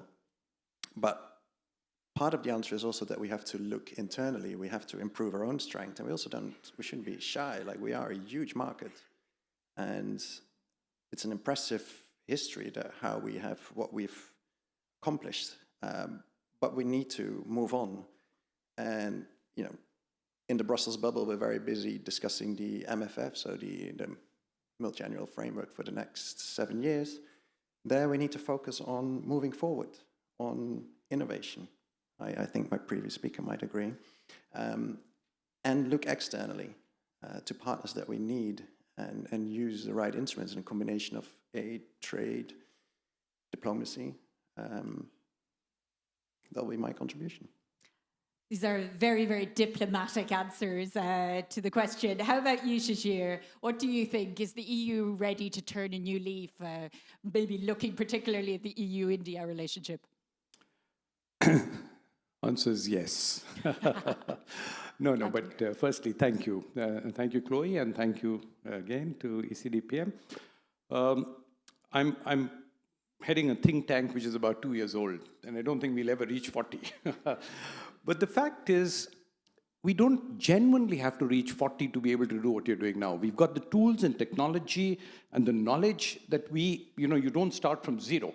You start, you're already halfway down the 100-meter mark. So we certainly want to contribute into that sphere. So that's one, so thank you. But I've also been with the World Trade Organization in Geneva for 25 years, and I entered the hall when the Dutch ambassador was saying that you don't hear the word WTO now in political circles that often. And then I sat through the next panel, And I heard WTO and multilateral trade, talked of so often. So the answer to the question you asked, and the reason I say yes, is something I would actually put to the audience. Why did the India-EU deal take place right now, even though it had been under discussion and negotiation and protracted discussions for a good 8 to 10 years? The reason is because there is such a huge weaponization of trade, of tariffs, of energy, and most importantly, there is weaponization of strategic autonomy. If a country, as was being mentioned in the first panel, you want to be, yes, someone who travels a lot to Asia, and you said that, they don't want to take sides. And that's exactly what is being hit at, because the big guys want you to take sides. So the minute you have weaponization of strategic autonomy, what is the one thing that you will need?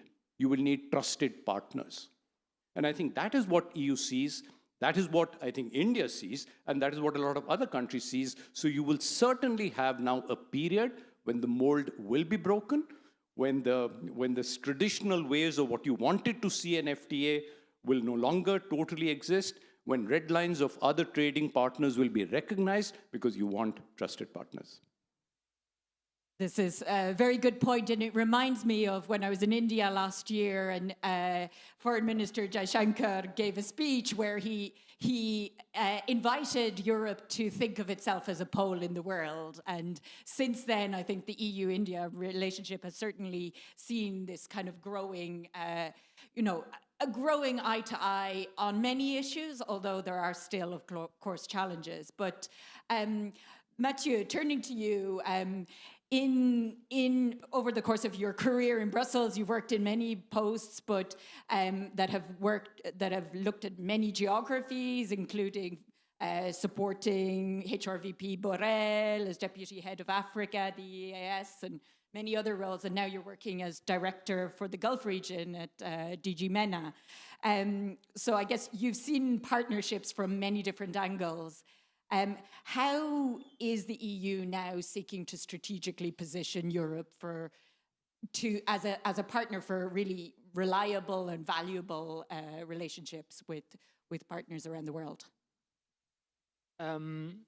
Thanks. I think a couple of things. First, it was said, but I cannot. I think we cannot insist so much on this. We are seeing a sort of unique convergence of factors at play, from the very fast technological economic shifts as Europe, to ongoing wars in our immediate neighborhood. And I think Russia's attrition in Ukraine has also been, for the EU, a geopolitical wake-up call 4 years ago, where we have realized that the cost and the price to pay on our over-dependency on oil and gas in particular. So we are seeing a sort of combination of increased use of force and coercion with an unprecedented interconnection between regions and domains. So how can we go about it, and how can we ensure that the EU can absorb the shocks and also adapt to this reality? As EU, I think we are trying to be active on 3 fronts. One, as I said, is how to make the best use of our assets. And indeed, the EU has enormous assets in its pocket. I think the issue sometimes is we don't know how to play it strategically enough. But we should never forget that we have the single market, 450 million citizens. We are the second highest GDP in the world, second highest military spender, a pole of attraction when it comes to ideas, culture, global opinion, the largest ODA and climate finance provider. So all of these, I think, make us a very robust international actor.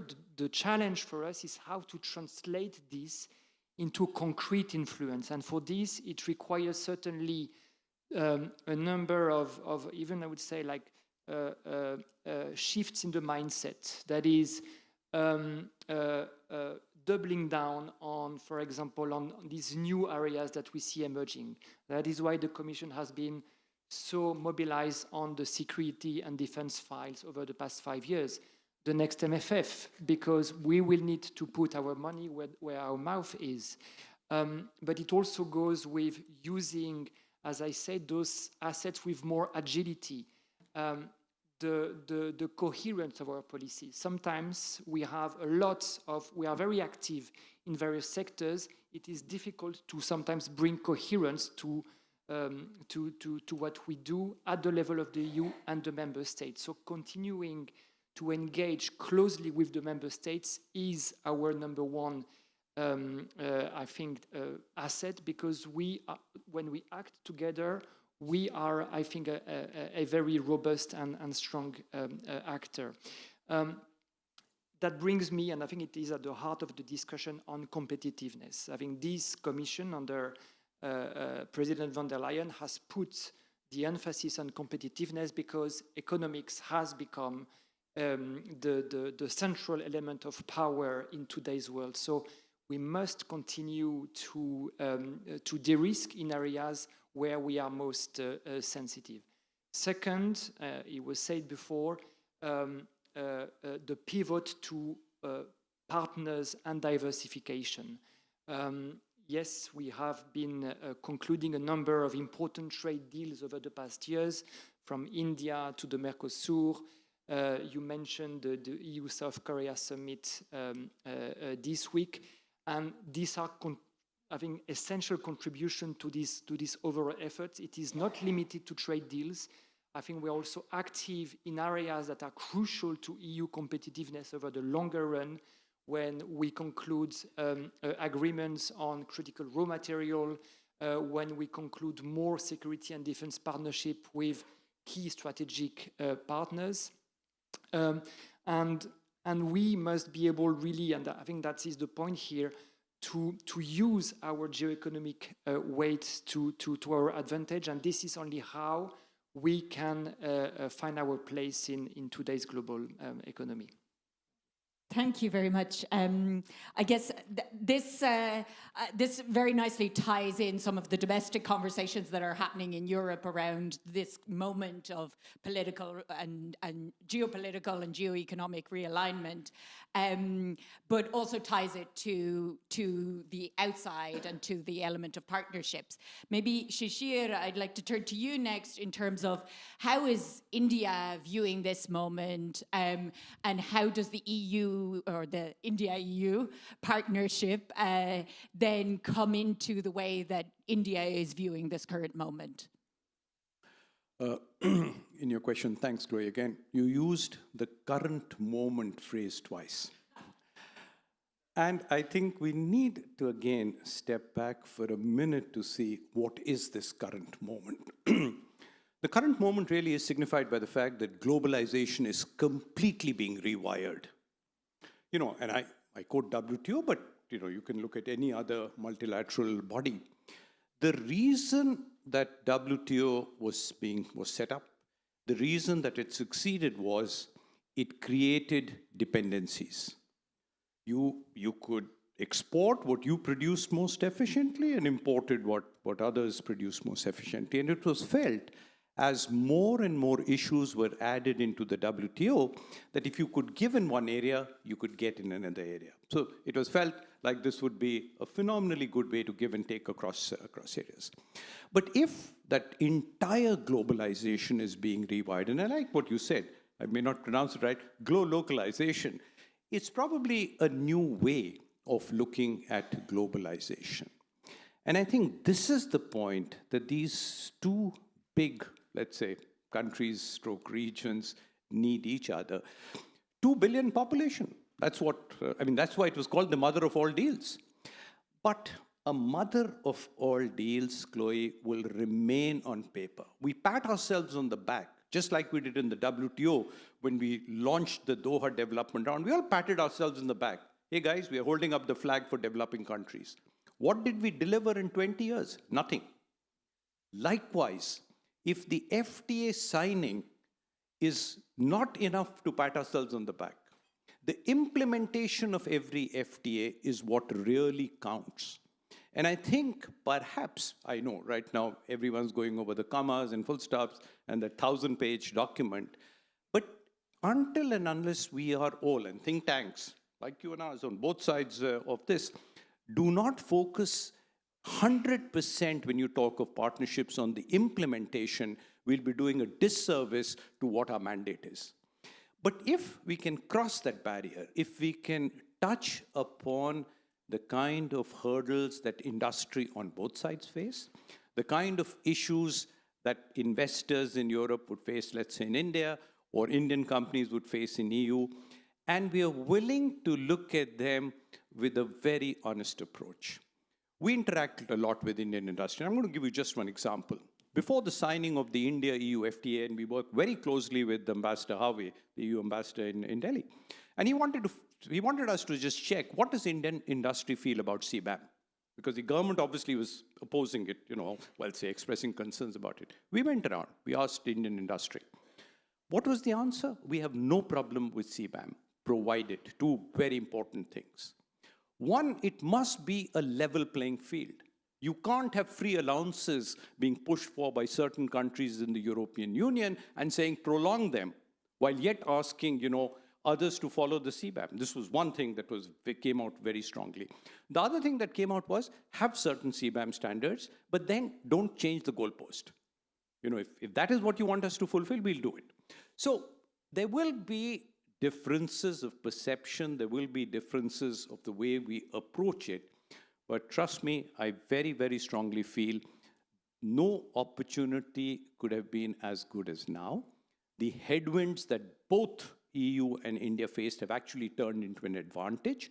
We've got uncertainty with a partner that we earlier trusted, but a partner that suddenly you open the newspaper next morning, additional 12.5%. So where have all the deals that we sign on, where is the sanctity of them? They don't exist. But I think, and this was also said in the first panel, what differentiates the EU, and I talk not from an India perspective, but from a perspective of looking at developing country concerns in the WTO for 2 decades. EU was a trusted partner by the LDCs. Why? You may not promise the moon, but whatever you promised, you delivered, and you did not backtrack.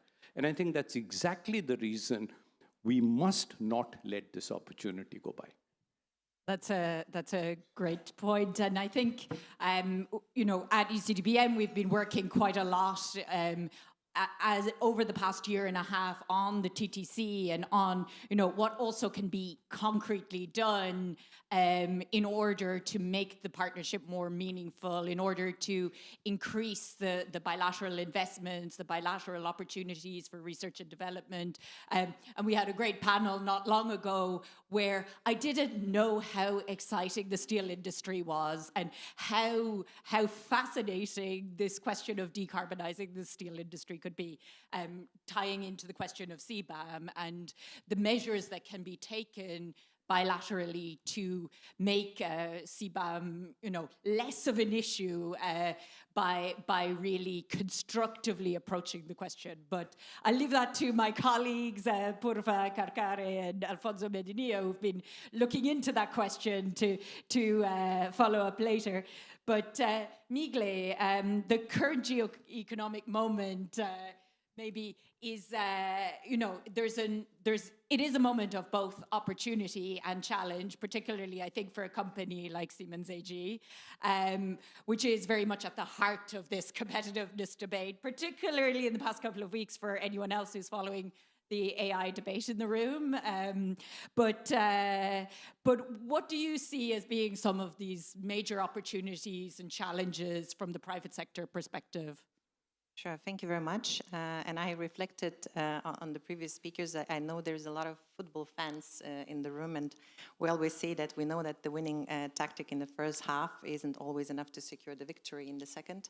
So what I meant by saying this is that what worked in the yesterday might not work and be fit for today. So I think that's how the industry often is very much attached to the competitiveness agenda for the obvious reasons. And we see that in the past, the competitiveness was framed, around quite narrow terms in our view. And this picture is broadening. And I think I touched upon on that earlier. I think there is a lot that these days also for companies, but also for public sector and for member states, it includes everything about security, about resilience, about innovation leadership, about energy security, and also digital capabilities. I mean, obviously we are private sector, so also we think where we can, where we would have ability to scale with those innovations and also, make that, let's say, transformation as fast as possible. So we heard about digital, but also green. We should not forget that. So what we, as I said earlier, we are witnessing today is this kind of reconfiguration of global economic landscape. And for European industry, as you rightly indicated, it creates both, pressure and opportunities. We always focus on how we can turn the, let's say, the certain type of pressures into the opportunities, to say the least. So the pressure is obviously the growing global growing competition globally, I think, overall. And of course, all these kind of national interests and inward-looking policies also create challenges in certain type of fragmentations. But as I said, I mean, for us, we did our decisions in the past on making sure that we deliver for local to local and also getting as close as possible to the customers. So that's where the globalization narrative comes along. But on the other hand, of course, every crisis brings opportunities. And that's where also I think the government seeing that it brings change, it brings the different shifts in mindsets, and brings certain type of urgency to take the decisions, and sometimes also to take an uncomfortable decisions that later on will, be perceived in the long term as actually the right ones. So I think the challenge now, and rightly speaking about the partnerships on FTAs, on digital partnerships, we very much welcome also the this week delivered EU-Korea digital partnership, but also in the first panel mentioned the new approaches like the clean trade and investment partnerships with South Africa, and also sectorial partnerships on CRMs and beyond. So we see those as being actually essential at the moment.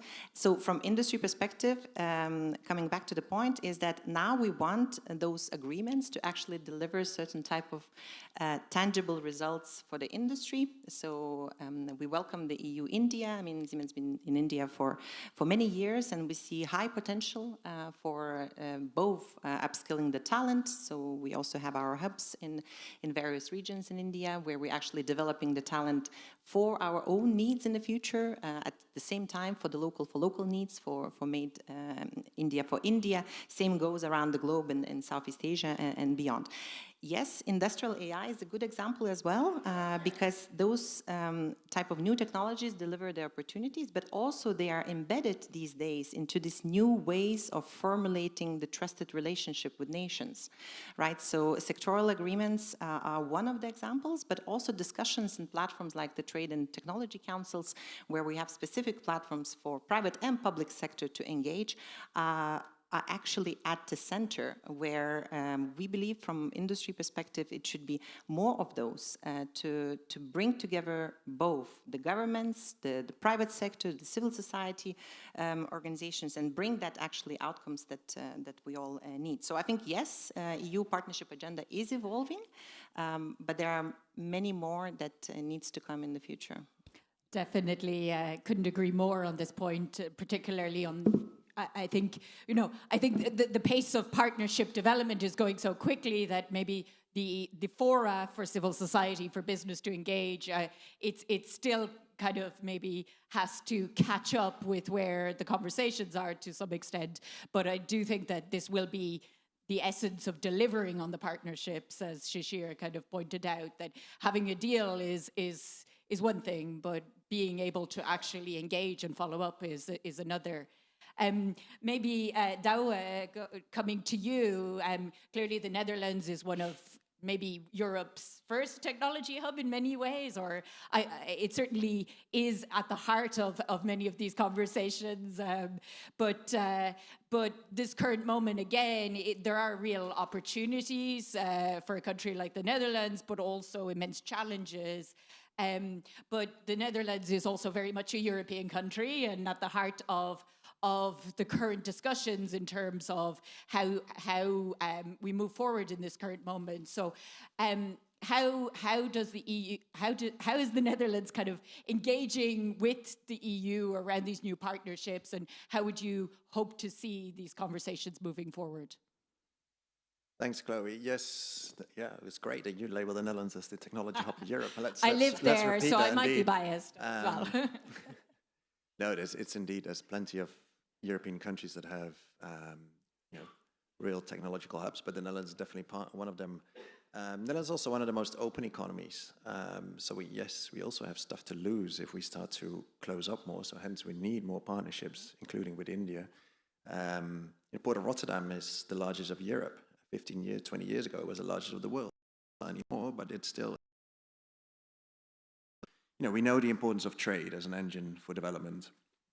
And 1/3 roughly of our national income comes from international trade. So we need the world to be open, and hence also in the European discussion, there's a lot of talk about strategic autonomy, which we completely support, but we do need Europe to stay open for business because the European market is large, but the world is bigger out there.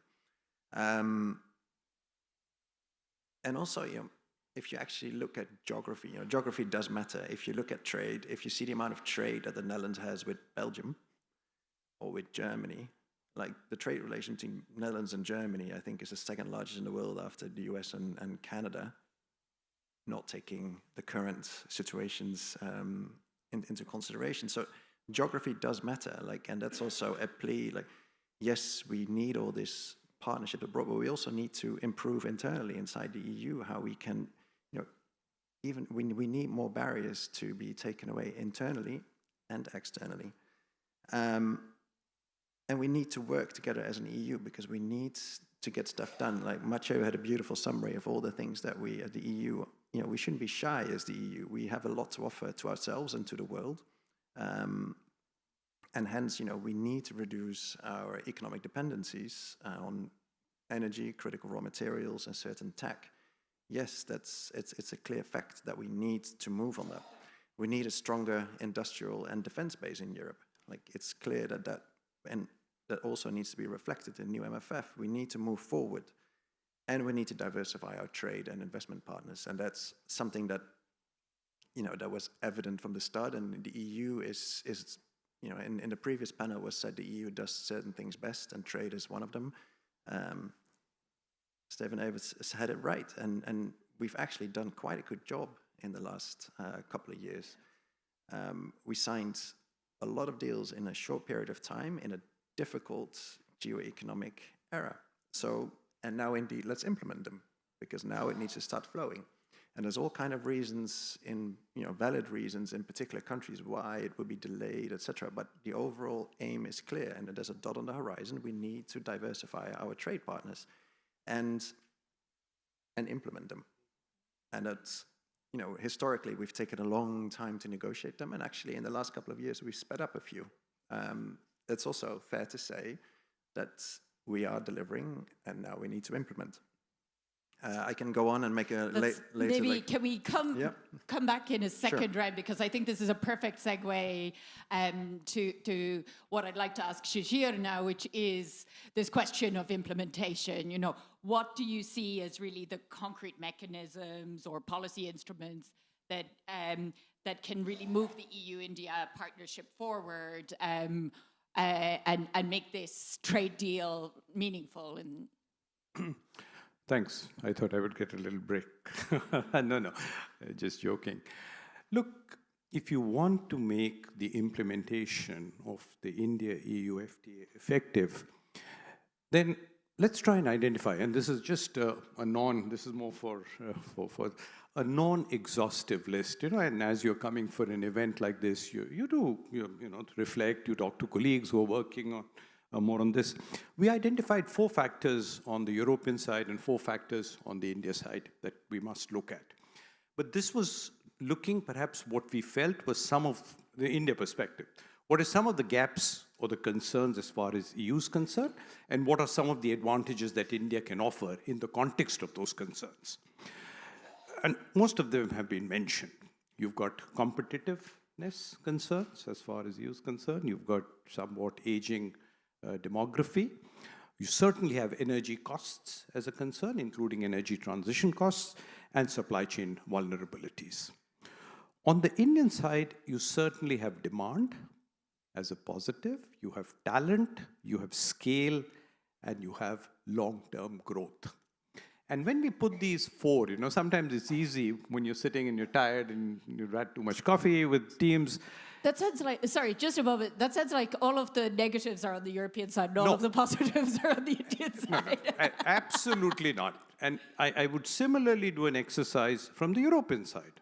What is there for India to gain? But this was just as an example, because the interesting part is, if you gave in the acronyms to the 4 concerns and 4 things, you find 3 of the alphabets are the same. This was just came up suddenly by a young researcher, said, look, Shishir, this is what you're talking about. But more seriously, if you really want the implementation, so one bit of implementation would obviously be all the regulatory issues. You've got to focus on that. But simultaneously, I would say, look at 3 easily, quickly, very important deliverables. Cliche, but the low-hanging fruit. And we thought that there could possibly be 3 areas where you could really look at things. Take one, the connectivity. There's been so much talk of IMEC, but not enough has been done. And IMEC literally connects India to Europe. We've got our ports. The biggest port in Asia, barring one in China, is in Mundra, run by the Adani Group. It's unbelievable the kind of turnaround that port has. We really need to identify 2 or 3 ports in Europe very quickly and then ensure, Chloe, that these are not just shipping transport corridors. They are digital corridors, they are energy corridors. So one, focus on connectivity. Second, look at renewable energy. When you think of India, you're sitting in Brussels and think of India, what's the normal thing you'll think of? You'll think, oh, there's still a huge amount of reliance on coal, thermal-based power plants. This is the normal thing. Are you going to really will India stand up to its zero net emission target? I'll give you just one figure. In the last 5 years, India added about 150 gigawatts of power, from about 380 to 530. 80% of that was renewable. And how did that come about? It came about by building solar facilities which at one single point are going to produce 30 gigawatts. Just go back and Google Khavda, Khavda. It's 5 times the size of Paris. There's a tower in Khavda, and I've been there. You can go up about 150 feet. And as far as the eye can see, what do you see? Solar panels. So, and the third... This is fascinating, but yeah, can I ask you to wrap up? Sure. No, that's fine. So even if you focused on these 2 deliverables, forget the third. Connectivity and scalable green energy, you've got a running start to implementing the FTA. Thank you very much. And I couldn't agree more, although I think turning to Mathieu, again, we have very good segues here. I think IMEC has faced some difficulties, I guess, in recent years, given the not exactly wonderful situation that the countries of the region face at this moment in time. And I guess traditionally the partnership between the EU and the Gulf countries has not been the closest, perhaps. Are there opportunities in this moment to maybe find new ways of working together and new interests in common, I guess? And what's in store, I guess, for the EU-Gulf relationship? Thanks, Clay. Well, I think the short answer especially given the current context, is certainly yes, and probably more than ever. I think the war in Iran, the attacks on the Gulf countries has also profoundly affected their business model. And the fact that the EU has been so quick in showing solidarity, including at the highest level, has been appreciated by all the 6 GCC countries. So despite the ongoing turbulences, I think the situation creates a momentum to advance our engagement. I think the way we look at the Gulf is also relatively new. The first real policy paper on EU Gulf strategic engagement dates back only to 2022. But in the space of 4 years, I think a lot of work has been already going on, including already a first EU-GCC summit back in 2024. We are today working on the second summit, which we hope will take place before the end of the year. And you will see that the list of deliverables on which we are already working, the work that has been done over the past 2 years, is already quite an impressive roadmap. But for now, I think there are at least two additional work strands. One is certainly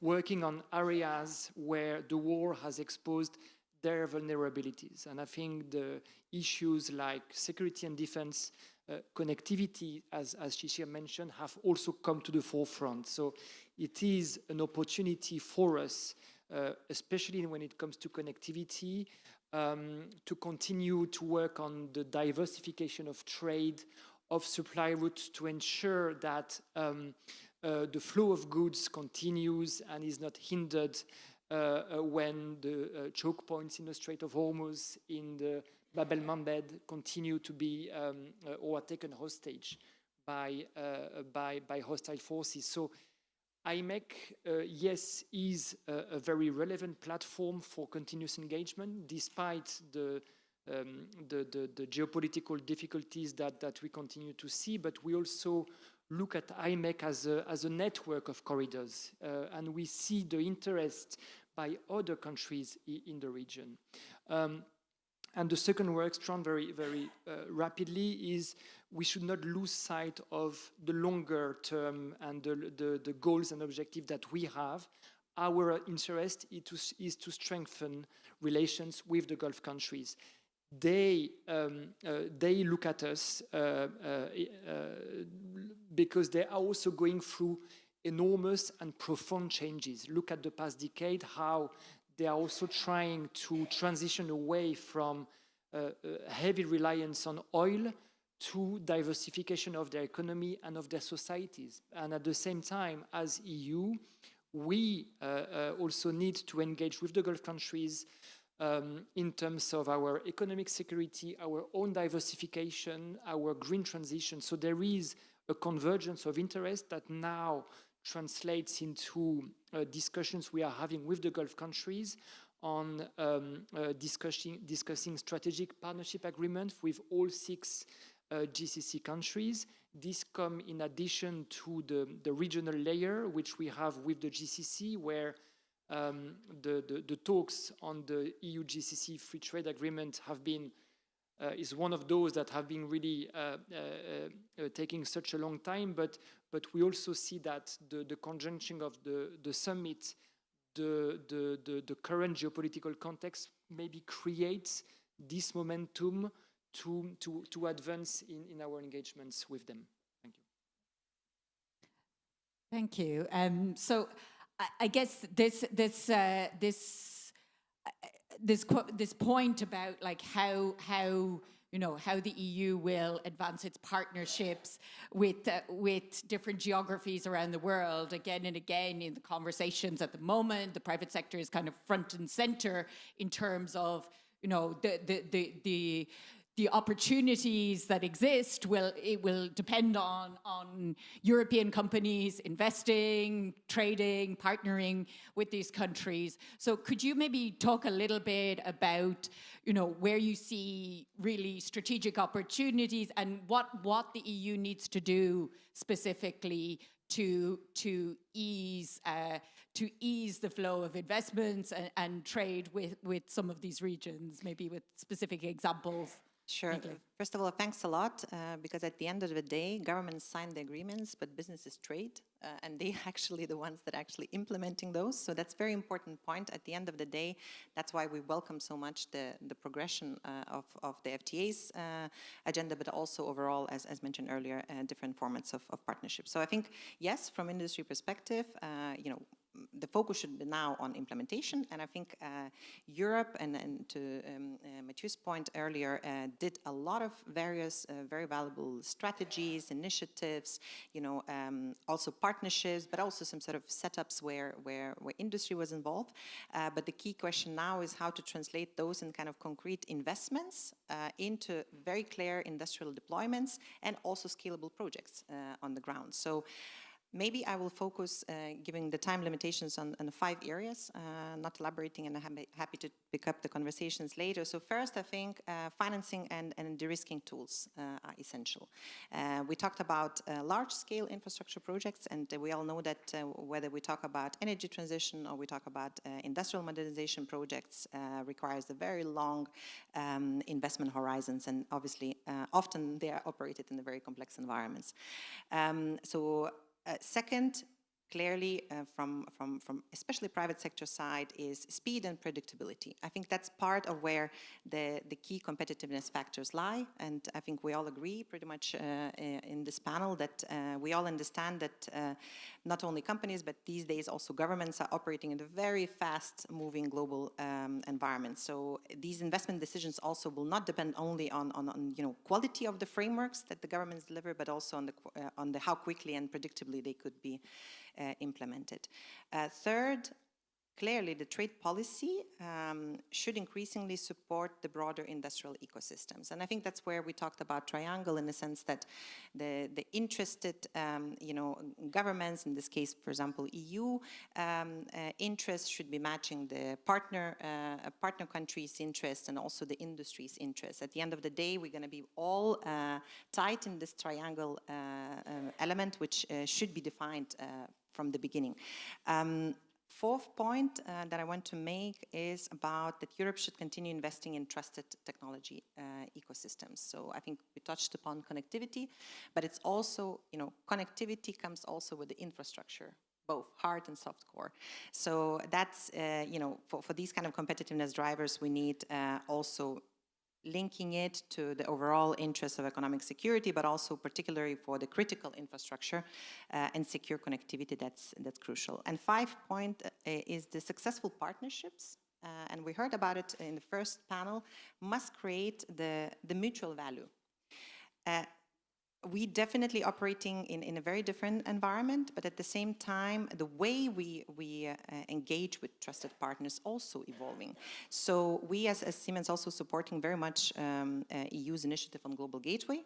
We also sitting on the Business Advisory Board, and we also aiming to ensure that there is a strong value combining this mentioned investment, mentioned skills and industrial cooperation that many companies could deliver, but also positioning Europe as a very long-term, reliable partner, that it's there not only when we need them, but when they need us too, and that mutual value creation is crucial. So I think Europe has a very strong position and very well positioned these days, but we need to ensure that these kind of tangible deliverers are coming. Thank you very much. And this is a good segue again into the question that I want to ask you, Douwe, because in many ways the Netherlands has been at the forefront of this push, this move away from kind of a traditional development cooperation towards kind of integrating trade, investment and development cooperation, and has been been a big supporter, I think, of the Global Gateway approach, and is very much at the heart of these discussions. So could you maybe speak a little bit more about how the Netherlands would like to see the Global Gateway initiative in particular moving forward in this scale-up phase, as it has been referred to? Yes, definitely. I already heard in the previous panel somebody asking, like, what is Global Gateway? And we haven't gone into that very much for an organization that has worked an awful lot on the Global Gateway. So we all assume that everybody knows what Global Gateway is. But I have good news. On Monday, the Foreign Affairs Council will adopt Council conclusions, finally, on Global Gateway. So then you can read what the Council's position is on Global Gateway. But basically, yes, this is a, if you, we're at a policy think tank, if you allow me, like if you zoom out, it's indeed a paradigm shift. It's a paradigm shift where you move away from mere solidarity towards more a combination of trade and investment. And this paradigm shift already happened in our ministry almost 15 years ago, where we started to integrate the development side and the trade side under the same house, in the same house where also foreign affairs sits and European affairs sits. And in all honesty, sometimes it looks better from the outside than the inside, but we're trying and we're learning and we're sharing some of those lessons at the European level. And one of the things that we've learned is that it's very easy to say like these things need to be combined, but how? There's a lot of rules in OECD DAC, there's a lot of rules in what we can and can't tell companies. Like it doesn't work in Europe if we say to a company, you go here. We're not China. No, we don't have these companies on a leash. But these companies do come to us more and more, especially in the changing world. And what we've done is basically up on the call of the EU is to set up Team National, and Team National is part of Team Europe. It's actually very simple. It's just building blocks of different countries that are contributing to the EU offer that we want to give to partners that we've all, partnership that we've mentioned a lot in the room. Concretely, just to make it a bit more tangible, the Dutch, we think we're very good in food technology. We are the second largest food exporter in the world for a small country after the US. So, and we do this with technology. This technology we can share. We can share through our companies. And we do that all over the world. And in some countries, these companies don't want to invest because the risk is too high. That's where we come in. So that's where the state can then give comfort to companies on a regulatory level, in diplomacy, but also in finance, in subsidies, and in what in the Brussels bubble is called the 360 approach. So it's the enabling environment in skill sets and in, let's say, more the softer around investment. We're doing this, for example, in Kenya, around corridors. So, we've had the IMEC corridor, but the African Union also has the approach of corridors, which the EU has adopted, and then we adopt certain of these corridors and try to invest in Lobito corridor and the Northern corridor, in Lobito in Southern Africa and in East Africa and the Northern corridor. And then what we do is we don't have companies that build railroads, but we do have companies that have agriculture technology and logistics and cold chain technology and knowledge, and then we share this. And through this, we build up internal trade in Africa. Geography matters, trade with your neighbors, and export. And that's where, for example, we help with port development. It's also something that we happen to know a little bit of. Yeah, and at ECDPM, we are doing an awful lot of work on these trade corridors, in particular, looking at the Lobito corridor in more detail, at the Northern corridor connecting Kenya with its neighbors, etc. So do look up our work on that. But I want to open the floor also to the audience if you have any questions for our panel, although I think some of our panelists might also have points that they want to follow up on. But if anyone has a question, please raise your hand.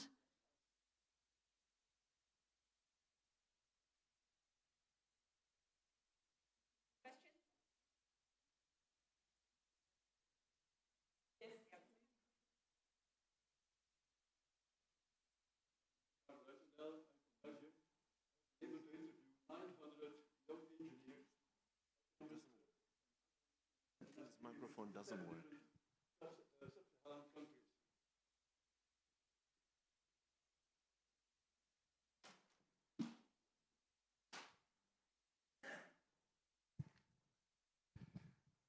Question on globalization, or what was the name? Yes.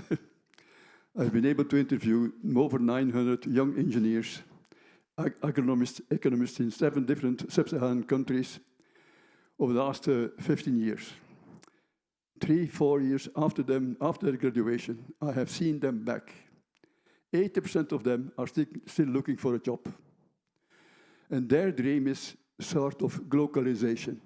Their dream is, for instance, what they came up with, why should Europe not motivate 1,000 industrial SMEs to create partnerships with 1,000 industrial SMEs in Africa? They believe that the merging of those know-how, maybe more advanced technological and industrial partnership know-how from us, our side, and their know-how, that will create millions of jobs in Africa. What is your opinion about that idea? Have any other questions? Over here at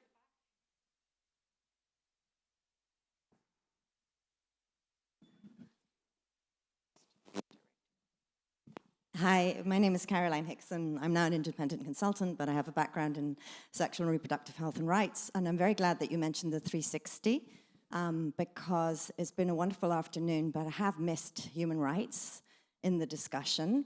And you know, SRHR is not just about the underpinning of resilient societies and resilient workforces, if we want to start talking in the new terminology, but it's also the canary in the coal mine for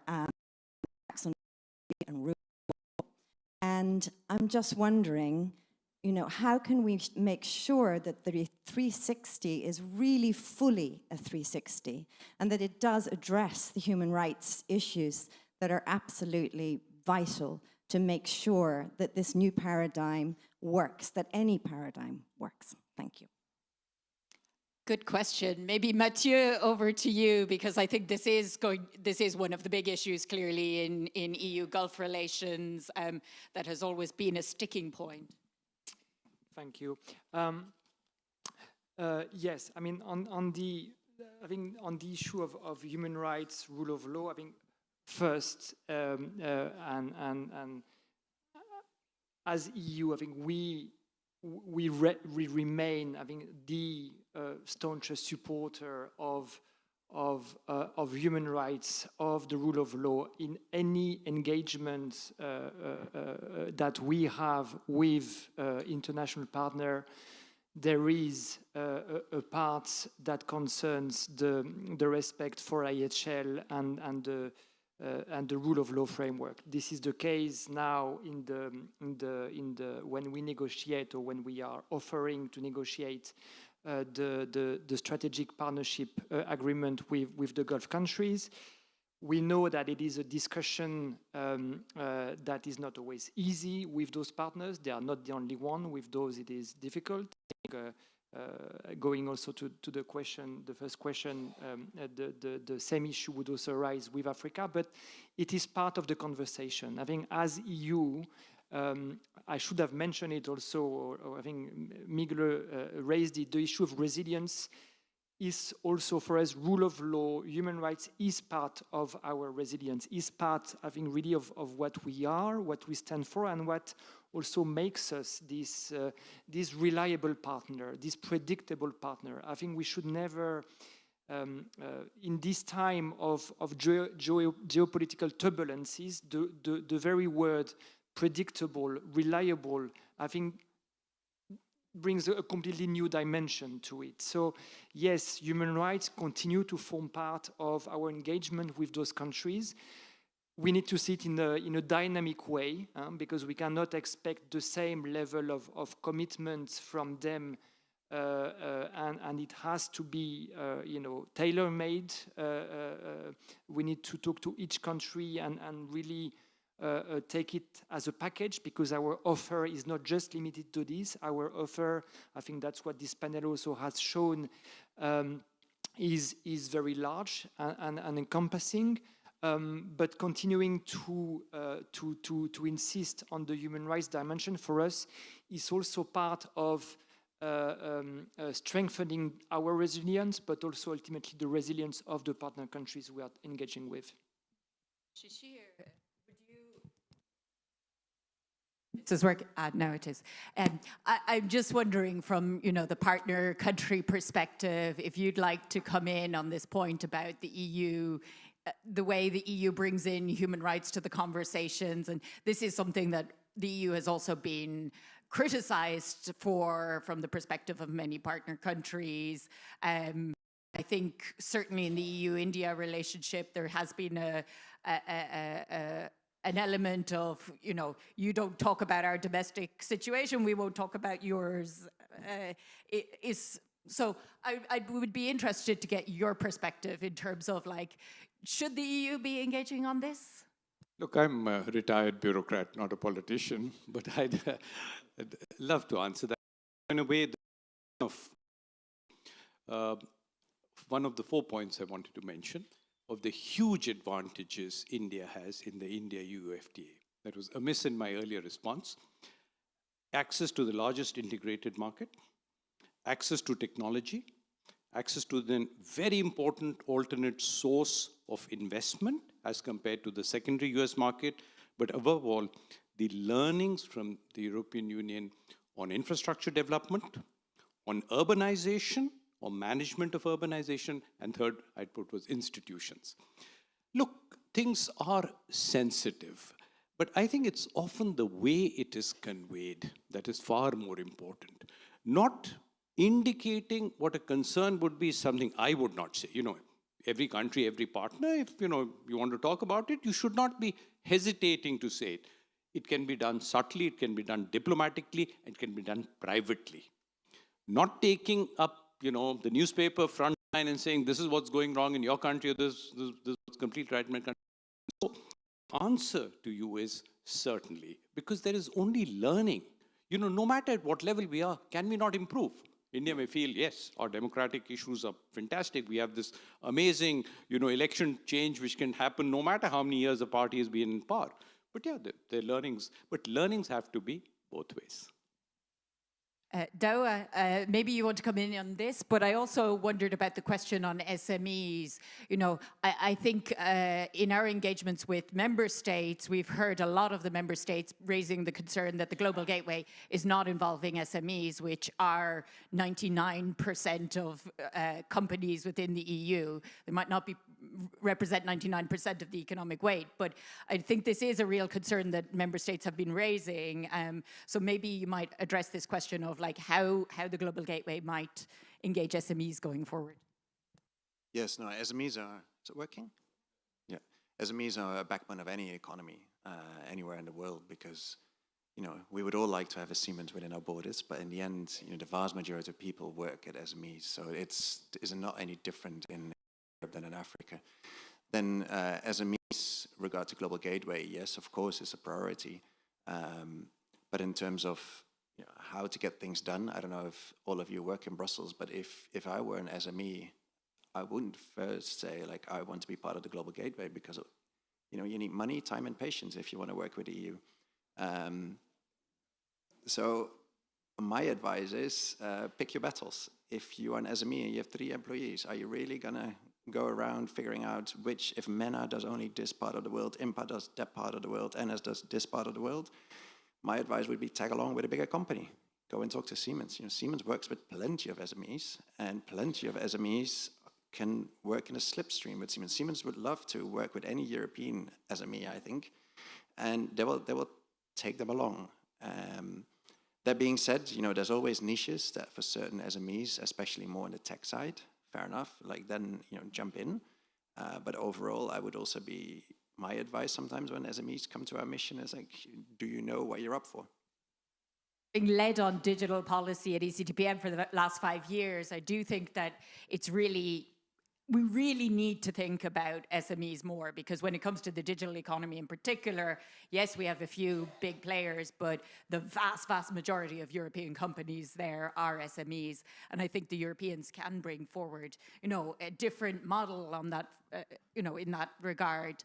I don't know if there are other questions from the audience, but Migle, also if you do want to come in quickly on this point, but maybe let's get more questions and then you take the first. In the middle here. Hello, good afternoon. My name is Anthony Brand from the Organization of African, Caribbean, and Pacific States. Thank you for inviting us. Today we about Africa, of course, and for various clear reasons. But I'd like to also find out what is the EU strategy towards the Caribbean, towards the Pacific regions, and particularly in the sense of what is happening. The Caribbean is very near to our neighbors to the north. And what is the EU strategy and other strategies from big companies with respect to the Caribbean and the Pacific regions? Thank you. Thank you. I saw another hand in the middle here.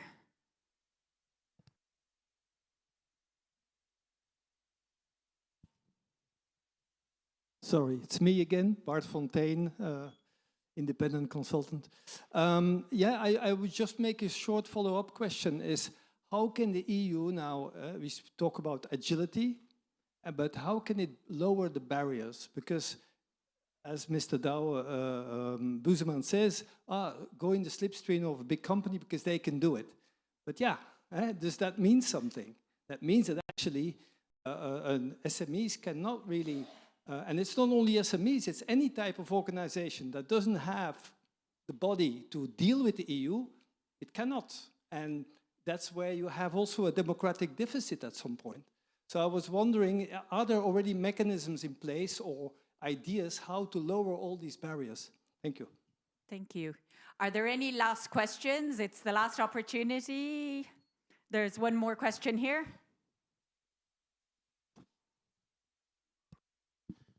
Hello, Pamphile Sebara, freelance consultant on peace building and gender equality.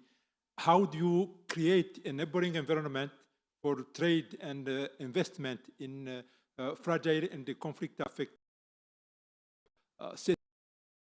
If you do not that there are risks that many regions will be left out while they can offer many opportunities for trade and investment.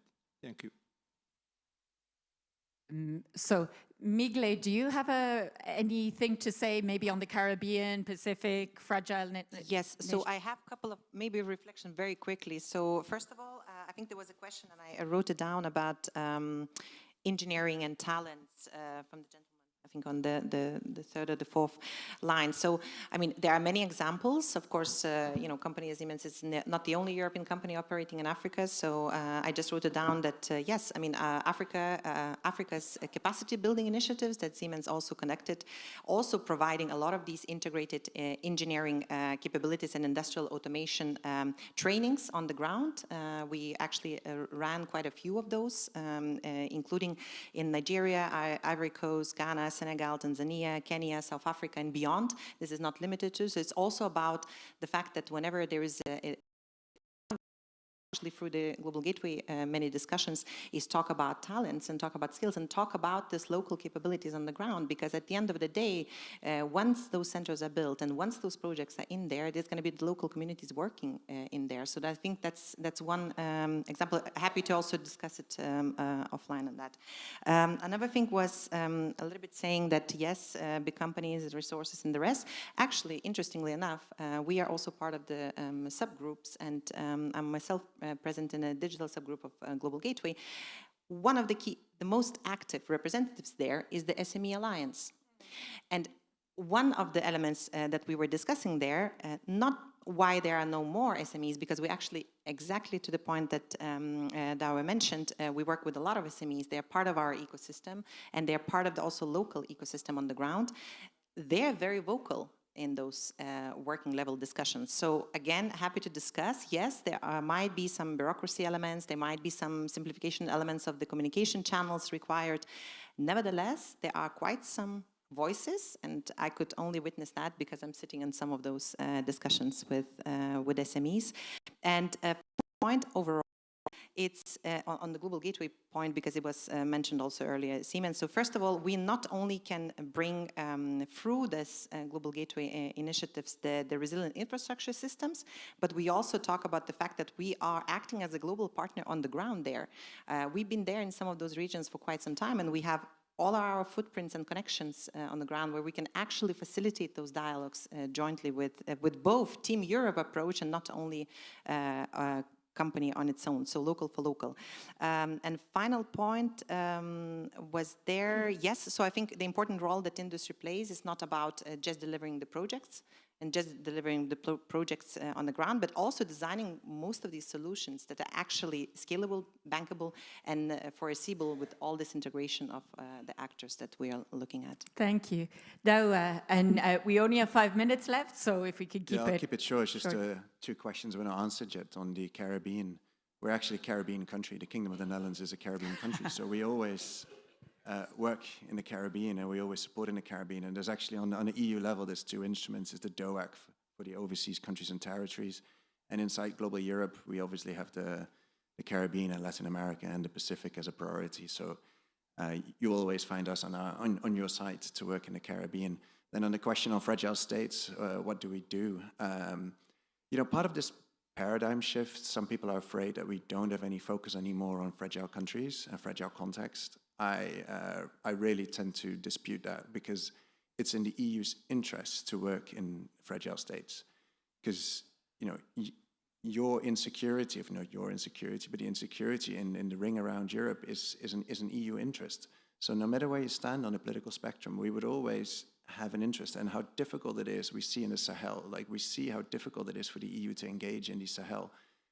But the Sahel, again, geography matters. Sahel is not going to move. The Sahel is going to stay, and it's really close to Europe. So it's in our interest to engage, how difficult it is. Same as with Sudan, like in the previous panel. You know, it's in the EU's interest to engage in the Sudan. And the tragedy that's happening in Sudan is not much different than what happened in the beginning of the 21st century. But we need to stay engaged, even though if our audiences get tired of it. It's in the EU's interest, and it's also, of course, in the interest of the people of Sudan. But it's also in the interest of the EU. And, you know, also linking with, you know, search for common ground, for example, what can we do? Like, you know, in terms of being a predictable donor, if you want to allow me to use that word still, we have signed with Search for Common Ground a very long-term financing agreement, because we believe in their work, and believe also that's not just stuff that can be done in a project in 1 year, but a couple of KPIs. Ask Mathieu just to have a moment to reply also, maybe on this question. Having worked on Africa only recently, sorry to put you on the spot, but you know, this question of the opportunities for investment in fragile countries, you know, do you have any last thoughts on this? Very briefly, both Africa, but also linking on the question on Caribbean and the Pacific, we are looking for this, you know, this transitioning from this aid dependency to building a real partnership of equal, a political partnership that encompasses the economic dimension that we have discussed today, but also the political alignments and interest that we have when it comes to Caribbean and the Pacific, for example. I mean, I think of climate change. Those are among the most impacted by climate change. The EU of all remains the one actor that is fully mobilized in international fora. So the discussion is also about building alliances with those countries, bringing it to the UN level. That is why we are active when they are doing the COPs on a yearly basis. This is how we bring also, we can be also the best promoters of their interest. And one last point, the EU has, I think, over 145 delegations around the world. We have among the most developed diplomatic networks. So that is also, thanks to member states engagement, a unique opportunity to reach out to those countries to build these alliances and defend them on the multilateral fora. I think this is a good place to end, and I think ECDPM is very much, as the panels this afternoon have shown, I think ECDPM is going to continue to work both on, you know, on these fragile settings, on defending multilateralism, as well as exploring these new opportunities in terms of trade and technology partnerships. So thank you very much, Shishir, Dawa, Migle, and Mathieu for sharing with us this afternoon. And I will pass back to Virginia.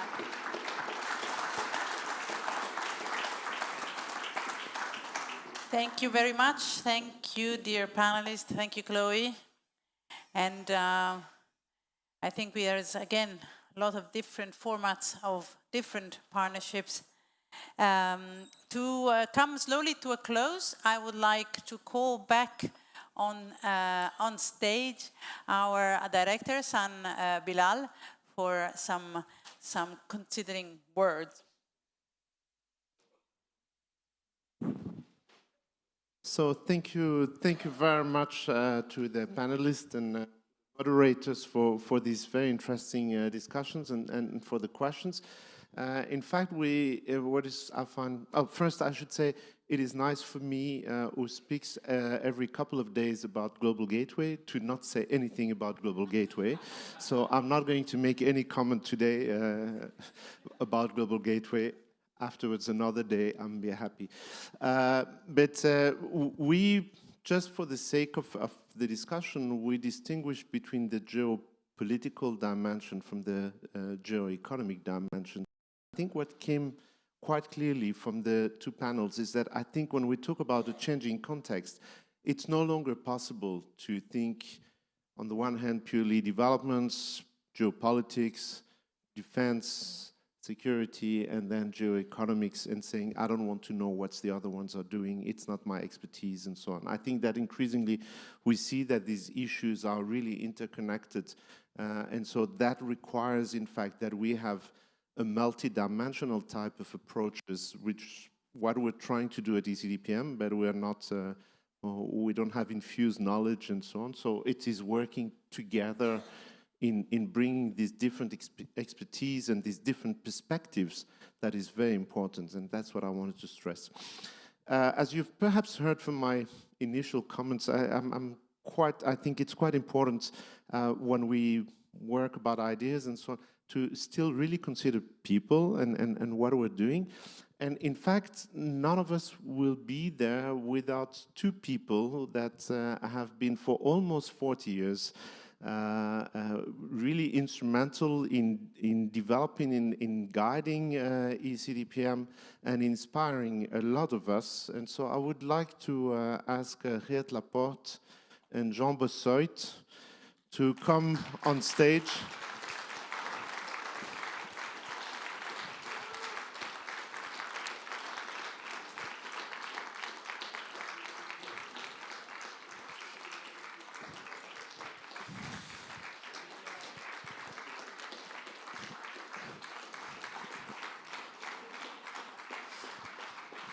Please.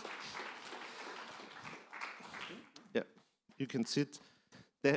I mean, not only they have recruited me a long time ago, they were in the selection committee, but they have been really an inspiration for, as I was saying, for many of us.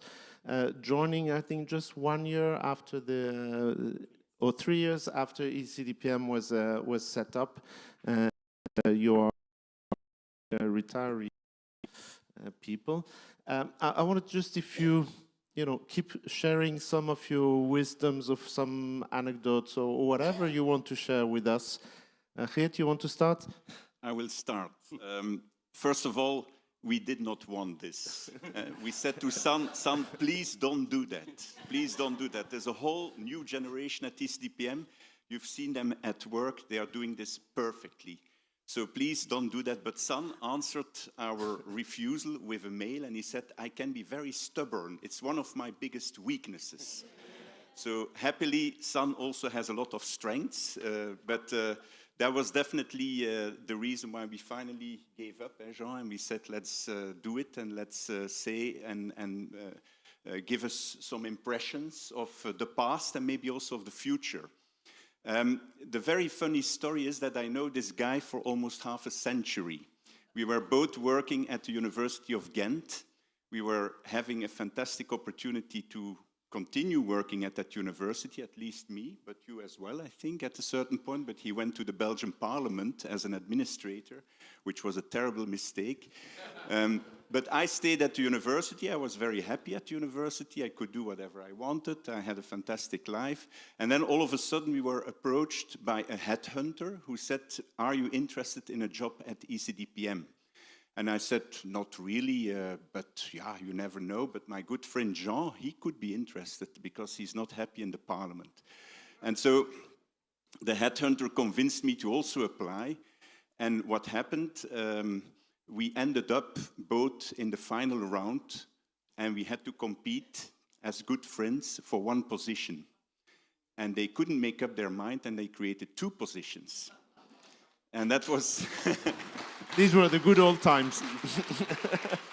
Now and that that would was probably provide half a position, probably. That was probably the biggest mistake ever.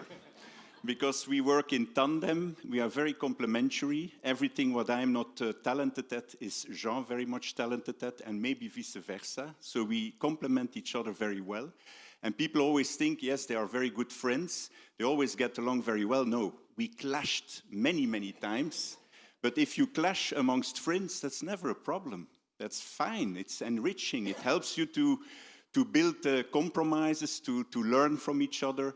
I remember these rides from Ghent to Maastricht, how many times I said, Jean, I refuse to accept what you say. And Jean was reacting to me and so on. So it was very exciting. And I would just like to say maybe 3 points as to what I appreciated so much about ECDPM and what I think we should really keep as big assets in the future. The first one is independence. Independence is so crucial. And our independence has been guaranteed thanks to the Netherlands, because they were the ones who started with the funding of this idea, of this foundation as such, of this think and do tank. And then others jumped in. Belgium, the Scandinavian countries, Ireland, I'm not going to mention them all. But they all did this with institutional funding. And institutional funding means that you have flexibility. Have flexibility to take initiatives yourself. You can anticipate policy debates. You have the flexibility to move around and ask around. And so that independence is so essential, and I'm very much afraid that it is threatened in the future, because now we are ending this phase of institutional funding in a number of organizations. It's a terrible mistake, and many organizations will have to depend on project funding, and they will abide with what the funders ask them to write up. And that is precisely what we never did at ECDPM. We were never complacent, we were never compliant with what funders ever asked us. And that is, in fact, something we should continue to nurture, this independence. Second point, I think we had a lot of exposure because also of this specific funding situation. So we could go to any type of events, high-level events, but at the same time we also went to the most remote areas that you can imagine worldwide. So we had the connection with the high-level policymakers and the connection with the local levels in many, many places, Europe, Africa, Caribbean, Pacific. It was very enriching for ourselves. We enjoyed it. But it was that perspective of having the connection with the real world that made ECDPM, in our view, different from other think tanks. We were not just writing up papers at the desk. It was always inspired by the reality on the ground. Third element, I think, very important as well, and what I also appreciated very much in ECDPM, throughout the years we have become a very diverse organization, a very inclusive organization. We started with a bunch of Dutch and Flemish Belgian people, and gradually we became an organization with 25 different nationalities, something like 70 staff members. Now it's a bit less, but that was very enriching. In the sense that you get very different perspectives on all the issues that we were working on. And we sometimes had civil servants who asked us, what is the position of ECDPM on this or that or that? And we said, we don't have a position, we are not a bureaucracy, we are not a political party, we are not a lobby organization, we don't have a position. If we have a position, it's a position of 70 people, so 70 positions. But that's what we did all the time. We clashed on a whole range of issues. For example, on ACP, we had people in the organization who said we should defend the ACP, and others said ACP is past, that's gone, that has no relevance anymore. So it means that this is the enriching element of having this diversity of staff and diversity of opinions. last point, I mentioned 3 points, but there's a fourth point, and I would like to mention it. Not too long. No, and now I stop. I think we try to demystify as much as possible those who were sometimes taking themselves too seriously. People who were a bit arrogant, who were sometimes a bit hypocritical. There's a lot of hypocrisy in our world. And I think we try to be as authentic as possible. And I think that the wording that I once got from a chief of staff of a former Malian president who called me a soft anarchist, I think that is, in fact, what we should aim for. We should be very serious in our job, but we should never take ourselves too seriously. Thank you.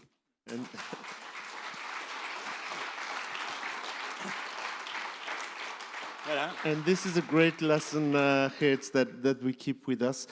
You're still talking about the good old time because 70 people, that was still, I think, 3-4 years ago. We are now 45. Yeah. So just to see what also budget cuts mean for everybody. Jean? Yeah, well, we are so complimentary that he has said it all. No, I will make it light because it's late and the reception is waiting. But I think that I cannot imagine that the 40 years are gone, honestly. When we entered the door on 2 January 1990, 2 January, and now we are here, 40th anniversary, seems to have flown away the time. But when I see the room, I see the history of ECDPM. I see so many ex-colleagues here. How many people have passed through ECDPM in 40 years? Some people in the commission even said, but you there, you let all your guys come to bring them in our institutions. So there was a kind of a complotist theory that we parked all our official, all our ex-staff in institutions, and they are everywhere. From delegations, from headquarters, from the African Union. Our history is here. And I really want to insist on this. Without all these alliances and without also the strategic support from funders, we could not have realized this. It was co-production, now they call it co-creation. I think this was the essence of ECDPM. And of course, you had a lot of drivers internally, but we also had external drivers analyzed. And I think we still have it. When I see today, I go home as a retired person in a happy way because I see future allies. And I see you sitting here a whole afternoon discussing similar issues and saying, well, you can maybe play a role. I have one anecdote and one thought for the future. The anecdote was, it was the 90s, it's long ago, but we were both young, we were full of energy, full of life. You're still young and full of life. And we wanted to travel, and we wanted to network, to promote the center. And so we went to the EADI conference, European Association of Development Institutes. Geert, let's have a strategy to talk to them. And so we had a big shot of a certain country. He was president of all possible things. So we went to present ourselves, not timidly, but a bit nervous. From which organization are you? ECDPM. Waardeloos. Insignificant. Zero value. So then you have two reactions. And you said, what do you do with this? He is maybe a bit blunt, but then it was the early days, and I said, but maybe he has some point. We only existed 4 years. When we arrived there, we said, what is the strategy of the center? 2 lines.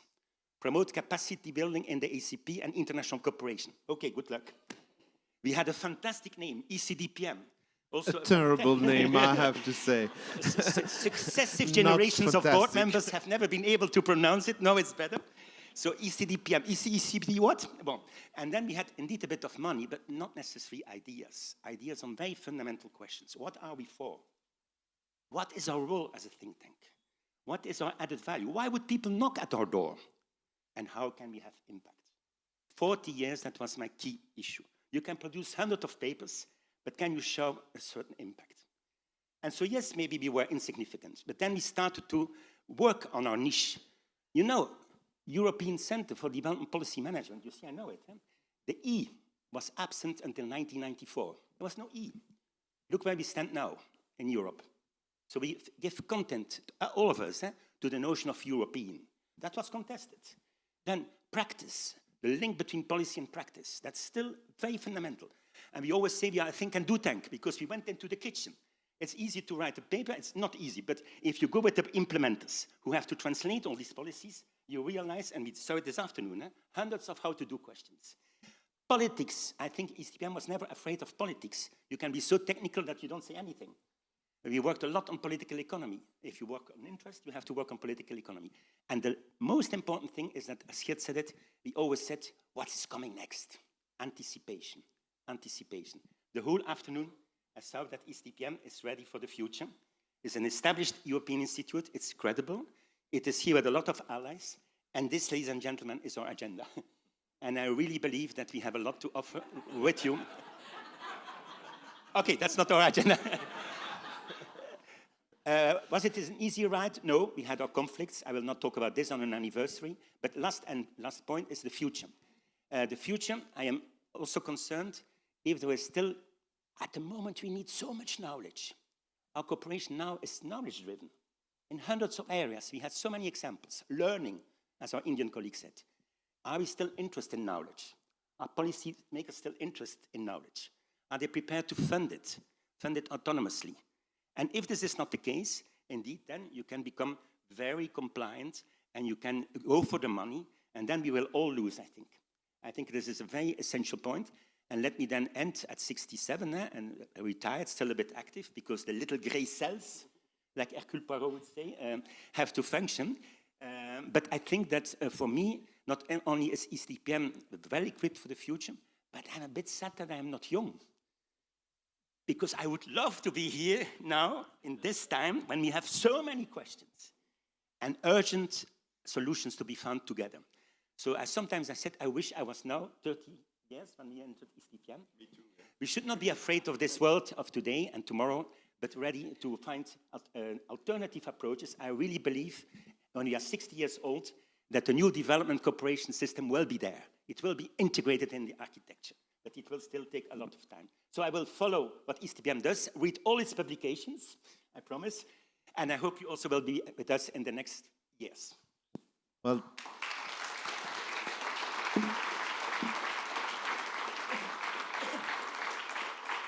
I want, in the name of ECDPM, the past ECDPMers, the future ones, and all the people we work with, we really would like to thank you for the inspiration, but also for not only your dynamism that you have, and leadership you have shown, but to bring so many of us with you, and to do that in a collective manner, which is, I think, very inspirational.